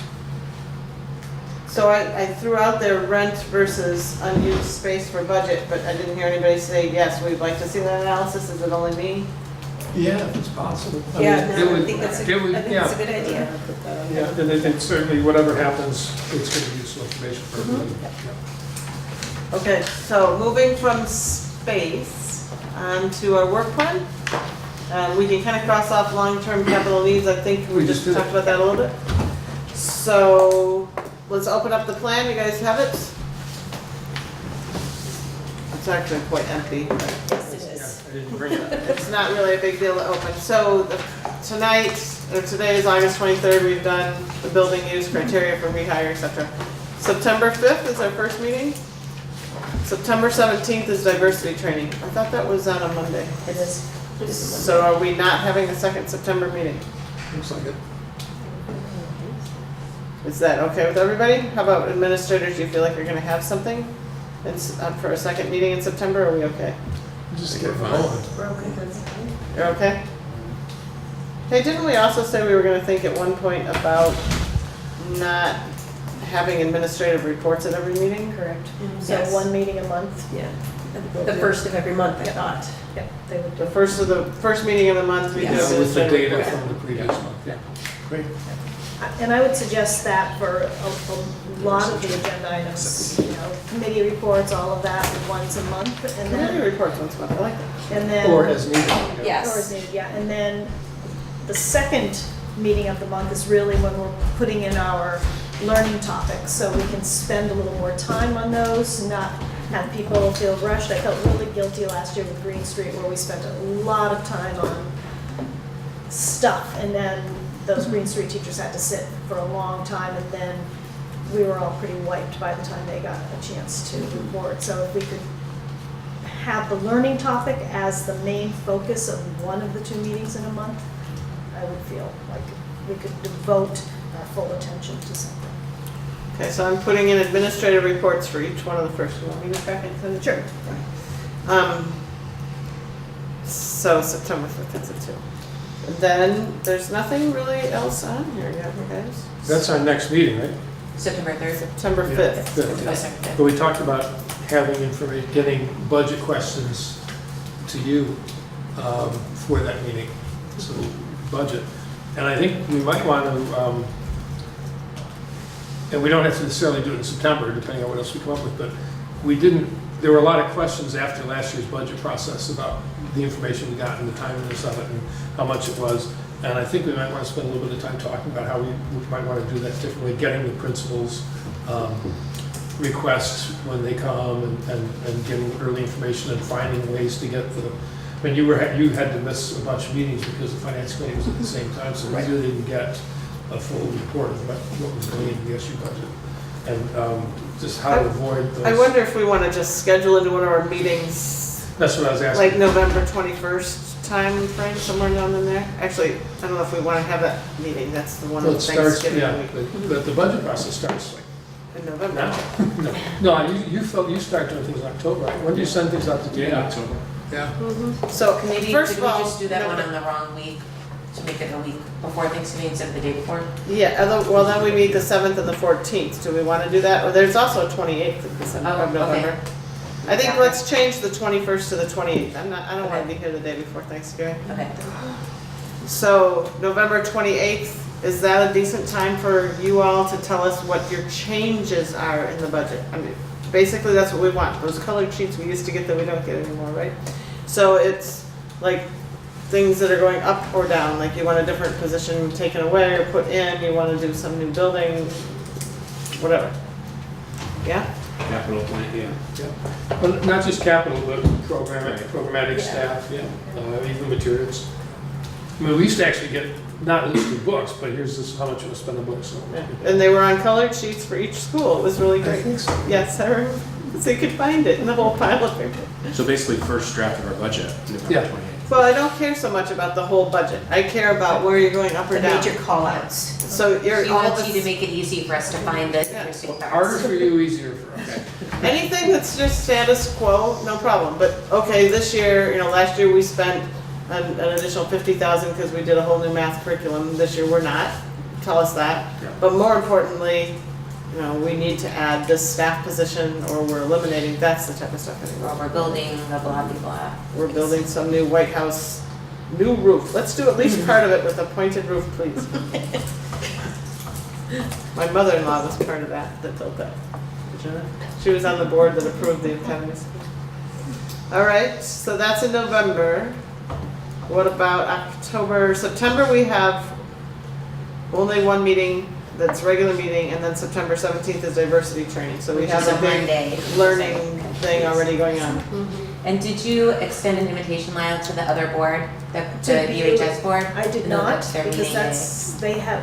that will be their first meeting, Okay, so. all right, so it'll just be us, and I'll let Dottie know that. And we could still extend an invitation to other boards, like the other elementary boards. Okay. I mean, I can put it out and see. Okay, I why don't you do suspect that? in the 6th month. And then just let me know what the response is, so I can tell Dottie how many people to prepare Do we know for. what time? Did we set a time? 5. I think it's our usual meeting I think time, and it's we did 5 a to 9. 4-hour. It was 5 to 9, yeah. so. Doing food. Can we do food then? Yeah, I think we should do that. We better have food from 5 That's too, people will be too grumpy of not eating for until after 9 p.m. So should I check with Barb on food? Yes. Where you identify the sites. Oh, Is yeah, there a where site are we for doing that? that at? Oh, yeah. We need to identify a location on the site. I think it's gonna depend on, the location would depend on how many people are attending. It's Why don't gonna we have just to- plan it for being an academy, because then we Right. have a lot of space, Mhm. and it won't, if it's just us, it's fine, or if it's a bunch of groups, we'll still have enough room. All right, so September 5th, let's just start with Academy and do both of those over there. Okay, In September, we're at. Till the social worker conversation, we'd like to do Let's that do that in as earlier October? rather than later. Let's do it in October. That'll give us enough time to get in and see where they are. That'll So work. when we say that, we want a social worker report and have them come again? No, what I want us to do is for us to talk about there are a bunch of things happening in town around helping families become independent and individuals become independent too. And a bunch of organizations that are working on that, a lot of work that's. you're talking that's about being like done. not needing to rely on the services of the No, social no. worker, or what do you mean by? Having, once you've got food and you've got shelter and you've got daycare and your family's somewhat stabilized with social services, the next thing is how do you go from, and not everybody wants this, not everybody is able to do this, but there are a lot of families and a lot of people that would just need some support to either to sign up for some training or find some kind of an apprenticeship program or go to community college or some other sort of Okay. job to actually get out of poverty. Okay, so you're looking at employment plans. Well, not or necessarily training. employment, maybe it's training, but because different people are gonna want different things, and right now, well, I want to get to, that's why I want to have the conversation. Okay, Because it's just not enough to continue to provide services. And So not- who would be reporting back to us? To replace what? But, and we what need the to, social workers are doing to help well, actually, families finish that? I can send you, right off the top of my head, Emily Kornheiser is working with, I believe it's Youth Services, or maybe it's Folk Rehab, putting together a jobs program. Emily Megas Russell is working with counselors and other support people in the community to put together a group of people that can advise supportive. So David, maybe I'm Yes. misunderstanding, but is this the type of thing where Emily and all of them should be talking with the social workers and not with us? I'm not sure Well- where our role is. Well, we need to make it clear in the social worker's job description that we want them to be also identifying parents who want to move beyond just getting support, that really would like to try and get a job, would like to go to school, would like to get some sort of training and want to get out of poverty. They want to become independent of all these services, and then providing them with some supports to do that. And remember, My question would be, This Head Start. if they, What's that? Those parents are getting that in Head Start before they come to you, so it might be the That's great. same families. and my question would be is, are they already doing that? Who? Because the social tell me workers, they are. because when they've come to talk to us before, they've talked about how they're reaching out to other services in the community And for, connecting. and connecting for their families Yeah, already. I didn't hear that was, so we need to know that, I didn't hear that was one of the services that they were working with. Yeah, they were always reaching out to Maybe other, just like, other services in the community for their before families. And asking them to report back, just connect them with these resources that the two Emilys are working on, and just make sure they know to access those programs for their families, and then maybe a while later, see how is everything going with that. Yeah, so I'm thinking October might be too early then, from that perspective, more like, actually, the timing last year was right before our town meeting. I think that was a good time to hear, so we could talk about it with town meeting reps as well.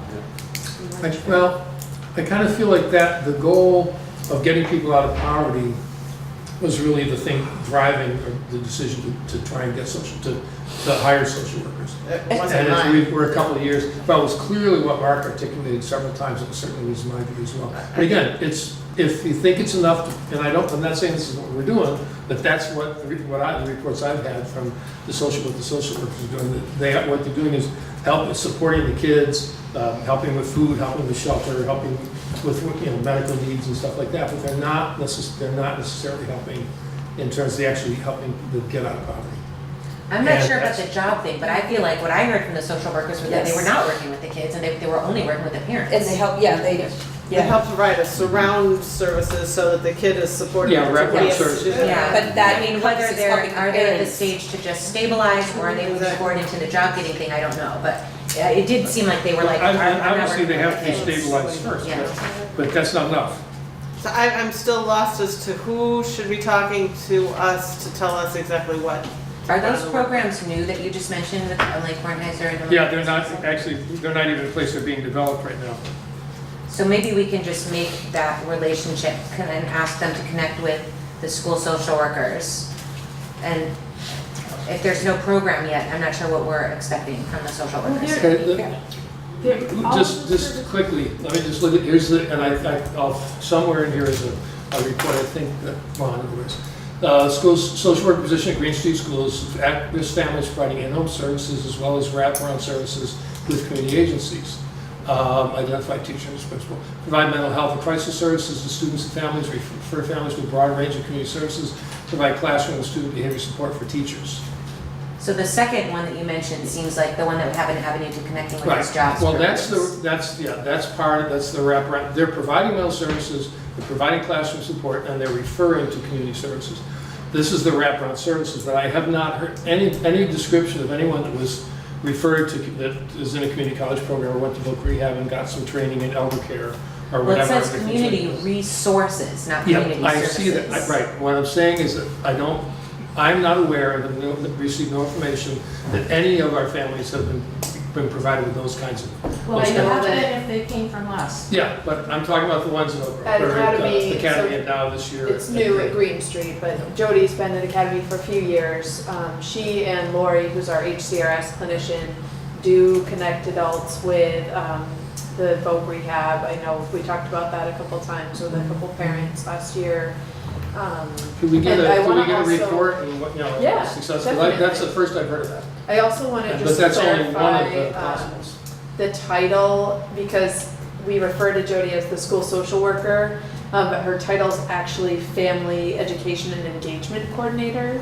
And we just kind of shortened it to social worker because that makes more sense to the parents and everybody. But I see her and Lori from HCRS as well, really as the networking people. They are constantly at every school event networking with the parents to find out what those needs are and then putting them in touch with those agencies. And we don't hear a lot about that at those meetings, I think because we were focused so much on the kids and their academics and what the effects of poverty are on those kids, but those things are definitely happening.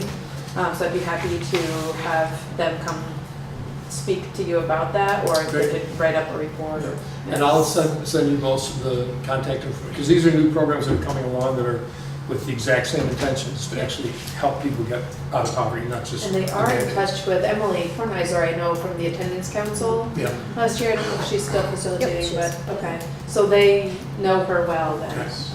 So, Work together. for purposes of the work plan,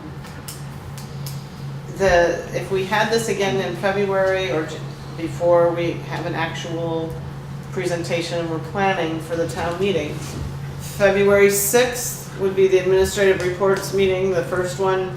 February 20th is vacation week. So quite often we don't meet that second time in February, and then by March 5th is the administrative reports again, and then March 20th is our town meeting presentation. So maybe the second meeting in January to focus on social workers, yes? Yeah, just, yeah, you know, it looks like we've got a shot on space there. All right. Yeah, I'm a little anxious to see these connections be made. Well, I And again, as I think if said, we I give them a haven't bit heard of this, I time, it's haven't good had to- this information before. But again, I think we want to get, ask that question first if they're already making those connections, because if they're already making the connections, we don't need to waste their time telling them to make the connections. I think they sort of do it fluidly in Yeah. their job because they have to collaborate so much with the other agencies. And the parents are not shy about voicing what they need, which is great. They're comfortable building those relationships. So, and I think as the Green Street position is new, but they'll see what's been done at Academy and what's working and make it their own as well, depending on what the needs are there. So, September 5th, administrative reports, a little bit of budget review. September 17th, diversity training. October 3rd, administrative reports. October 17th is open. So we have to decide if we want to do the individual school Yes. focused, like last year, we went to Oak Grove and Oak Grove was highlighted, and we went to Green Street was highlighted, we spent one meeting at Academy was highlighted. I'd like to do that again, and then I've tentatively written down Academy for September and October, Green for December and November. So if we did the Academy highlight first in October 17th, that would give us December 19th at Green, that's open still. December 19th, did you say? December 19th. Okay. And then Oak Grove, if we do the social worker thing in January, I don't know how much that would be. Maybe actually, why don't we do January 2nd administrative reports and Oak Grove, because it's vacation basically between the 19th and January 2nd? So there shouldn't be a lot of administrative report, right? So October 17th is Academy focus, at Academy. December 19th is the last one at Green Street with a Green Street focus. And then January 2nd is a shortened administrative report with Oak Grove focus. And then that brings us to the 16th of January is the social worker helping families and individuals become dependent. February 6th at Oak Grove still is administrative reports. I would suggest not meeting February 20th because of vacation week. And then that brings March 5th is us, like our getting ready for the. March town 5th would be the prep for town meeting prep. And then town meeting presentations March 20th. And then April 3rd is board reorganization administrative reports. May 1st is administrative reports, May 15th is training, administrative reports in June. I don't know, What's training? it's board chair, superintendent training, Lyle just put down, I guess. Supposed to happen yearly that the board chair and the superintendent do a certain number of hours training. Oh, I see. And that spring one happens to fall on the Brattleboro Town Board night. I So see, That's why I okay. put it in there. I won't be here. Jill, I don't know if you're on the board still, but Brattleboro Town You Board and Chair whoever the should chair is be will with both be at the me. meeting Yeah. instead of, so that's training that's happening outside of the meeting? Yes. Or at the same time? I see, glasses. I wonder if we leave our work plan as it is, then that takes us all the way up to town meeting presentation. And then I kind of feel like after town meeting, April, May, and June, could be planned at that time for a little bit more. Things will with come it. along Yeah, things anyway. will come out for sure. So if we leave stuff open, that would be all right this year, right? I have a couple I think we of were things that I would last like year. to hear about, and I don't think that they'll be super long discussions, but if we could just like plan for a day to discuss these. What are they? One of them is the parent climate surveys. I feel like we heard about the test scores, but we didn't hear about that measurement. So, We could put that even right now in September, because Okay. it's just a budget review. Allison, when But that would be did- looking when at did- last year though, if you want to look at this year, because the climate surveys come out like in October-ish. That's when they- You circulate in October? November. Yeah. November. Because the, okay, so maybe we should schedule that for later, then we can hear about the I 2018. brought this up last year and asked for Paul to come and talk about to explore the validity of the parent reports, because with Academy it's 16%, and Oak Grove is 19% of the parents have responded, and they're excellent responses, but it doesn't really tell us what the parents think about what's going on in schools. And I think you had an intern in the hall actually stopping people and having them take the time to fill that. And I don't know if a shorter survey that gets to the more essential. Anyway, I'd like us to talk about how we could get a higher Well, maybe response, that's so we when we really. should talk about it at our next meeting then, because it's almost time for the Yeah. thing to happen. I agree that I'm not real fond of that particular survey. I love reading the numbers because it looks great, I but know, it's not. but it's got a lot of questions for, as a parent, when I fill it out, I'm kind of like, and I also struggle to figure out how many kids, or, I don't know. We can ask John Next to meeting, develop yeah. us a nice qualitative approach to parents. There we go. We'll interview them all. I thought it would have It could be like a 4-question survey, and they It's gotta ask be it to them six- during the what parent I- conference. yeah, Yes. what I And like then about the it is teacher it's- just takes down the info, sends it, and that's done. Yeah. Instead of having to make them That's fill out true. a piece It's of paper. simple. Right. I think Well, it should be on simple Survey survey. Monkey. You tried that one year and felt like we didn't get as good a response as we do with paper. At BAMS, you do it on the way out with Survey Monkey, and it was good. I was I really think we need a series of proposals, because more people now have smartphones and they can actually do it on their phones, but again, if it looks really long, I sometimes get halfway through a survey and they just, okay, I'm done. Yeah. I I hope they feel can like- use the half, because. I mean, Link it to For me, it's social like, media there's a and piece of our school paper. website. and I have to remember to write on it, and then find what I did with it, and then bring it back. Unless I stop at the time and give it before I leave the building. So even as like a board member, I remember I turned mine in like 2 months later last year. I'm like, oh yeah, here, I found this, here you go, and I would have probably thrown that away if it wasn't for the fact that I knew this is important because I'm on the board. So I feel like it's more of a convenience or a practical thing, like how do you catch people before they forget about the thing? So what else? We've got like 5 The other minutes thing I wanted to ask was, last year we had that great presenter on gender inclusive schools, and I was wondering if in one of the upcoming administrative reports, if each of the administrators could talk a little bit about what changes they've made or are planning on to make their schools more inclusive after what we learned on And them. we should talk about how we want to follow up on it too, because we said we wanted to, but we Right. haven't. So let's put that on for October 3rd after the So administrative. she was our keynote speaker at our kickoff on Monday. Okay. Oh, great. Okay. All right, so any other thoughts on the work plan? Otherwise, Jill, I'm sorry, can you go through on the sites and tell me, we started Academy through until? Academy, October 17th, December, sorry, is that right? Yeah, October 17th, and Green Street on December 19th, because we were doing budget on November 28th, we gotta Yeah, skip. but what's November 7th? So November 7th to the 19th? Administrative reports. No, is I the think- sites. She just wants to know where are the meetings Where? happening. September, October Academy, November, December Green, Thank you. Oak Grove, January, February, maybe March too. Okay, yep. Oh, I did have a question. Where do we want to, I think we need to go to Green. We were at Oak Grove last year, so town meeting, town Oh, rep, yeah. it's gonna be at Green Street Yes. this year. Is it the presentation? Yeah, Let me see if I can find it and then I'll just book us down for EES for April and May. here. What day, what day will we be doing the joint policy council and You could do it in May. we want to put that on there too? Do it then. April. April 17th is also vacation. I'm gonna suggest that we maybe not do that. Take that out. The date. When was that?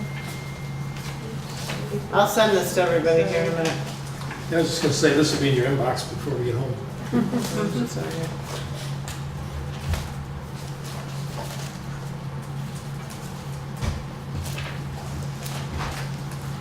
All right, so the only other item that's left on our agenda was merger moving forward, how to prepare ourselves.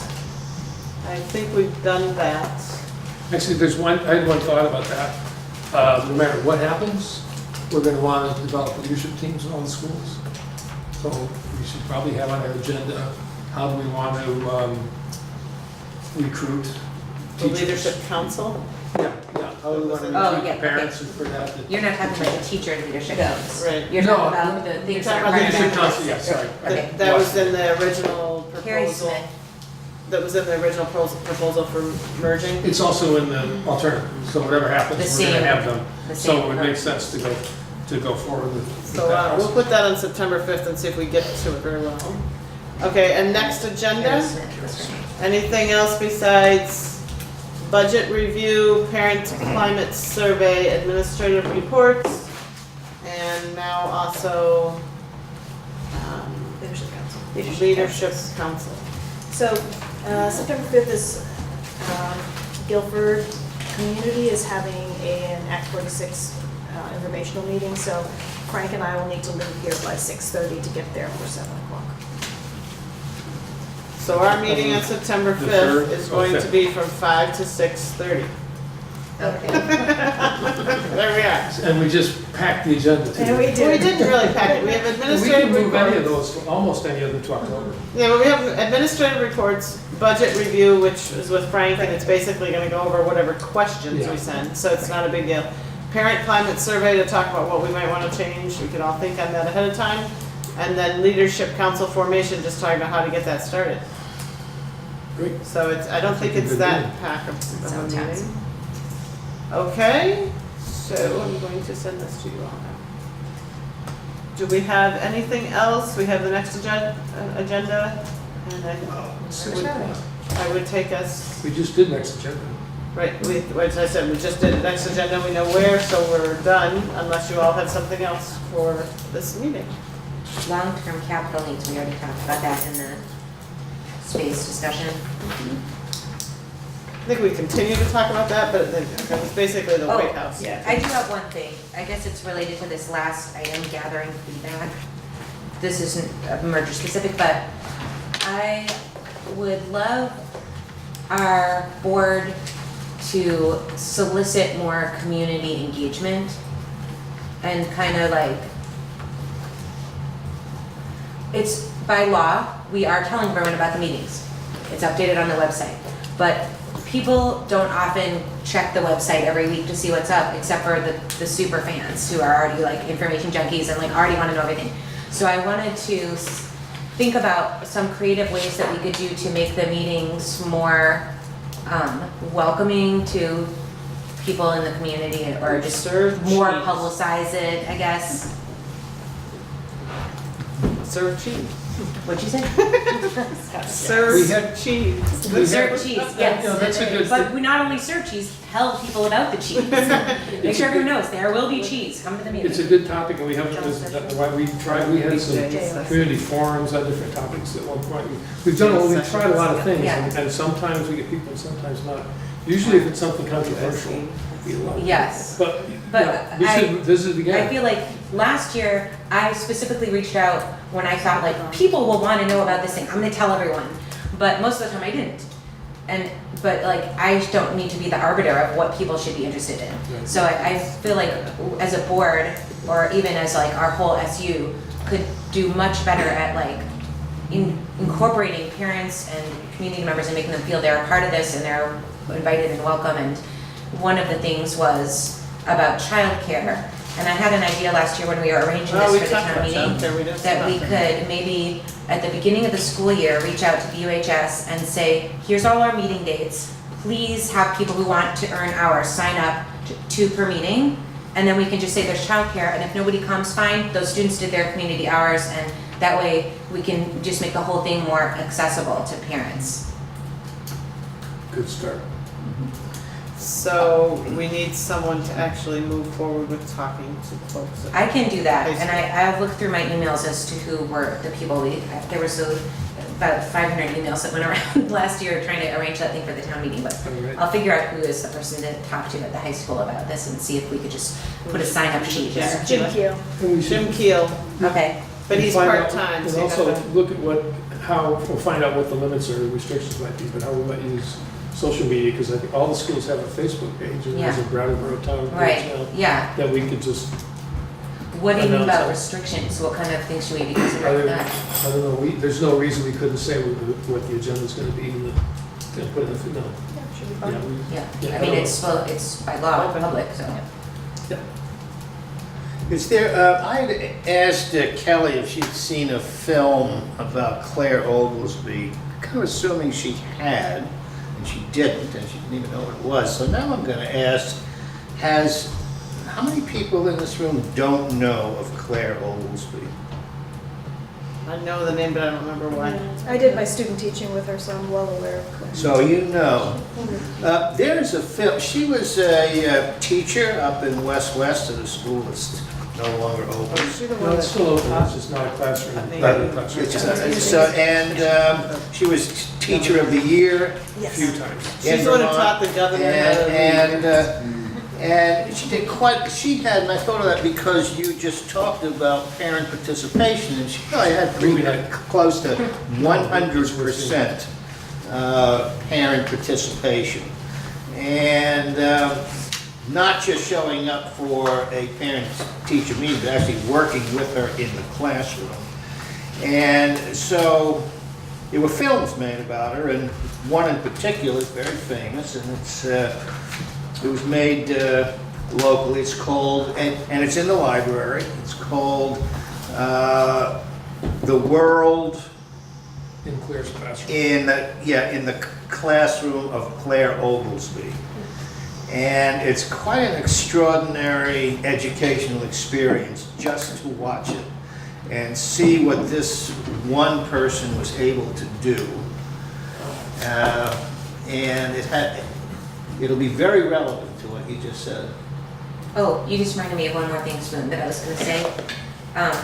Our goal that we made last year of being in the schools more, I thought that it might help us to set a more specific goal of maybe if each of us could try to make at least one classroom visit per semester of just going in and observing a class or maybe some kind of specific program. That was what we wanted to see. That's great. That'd be great. Absolutely. Is there any evidence that parent participation or involvement is declining? Yes. Yeah, of course it is. People are. I mean, is that in some way measured, or is it just anecdotal? It's measured in Head Start. It's a requirement that we have parent participation, and we've seen it decline over the years. Yeah, and is it the same in the elementary We school? measure percentage of parents that come for conferences, I don't know about open houses, if you measure the percentage of parents at open house. I would say we have very active parent engagement. Yeah, I'm very pleased with our parent engagement. We've made an effort the Yeah. last number of years I to had noticed reach also out. on here that you got twice the results on the survey at your school as they had at the other schools. So Well, I maybe we said can that, just try what Mark did and have so a there's point something, where it's don't so let people leave obviously until you're they give doing you the form. something different. So I'm gonna have to ask for a motion to adjourn. I'm sorry, I have things locked up behind after this. So motion to adjourn, Yes. So moved. and all in favor? We're out of here.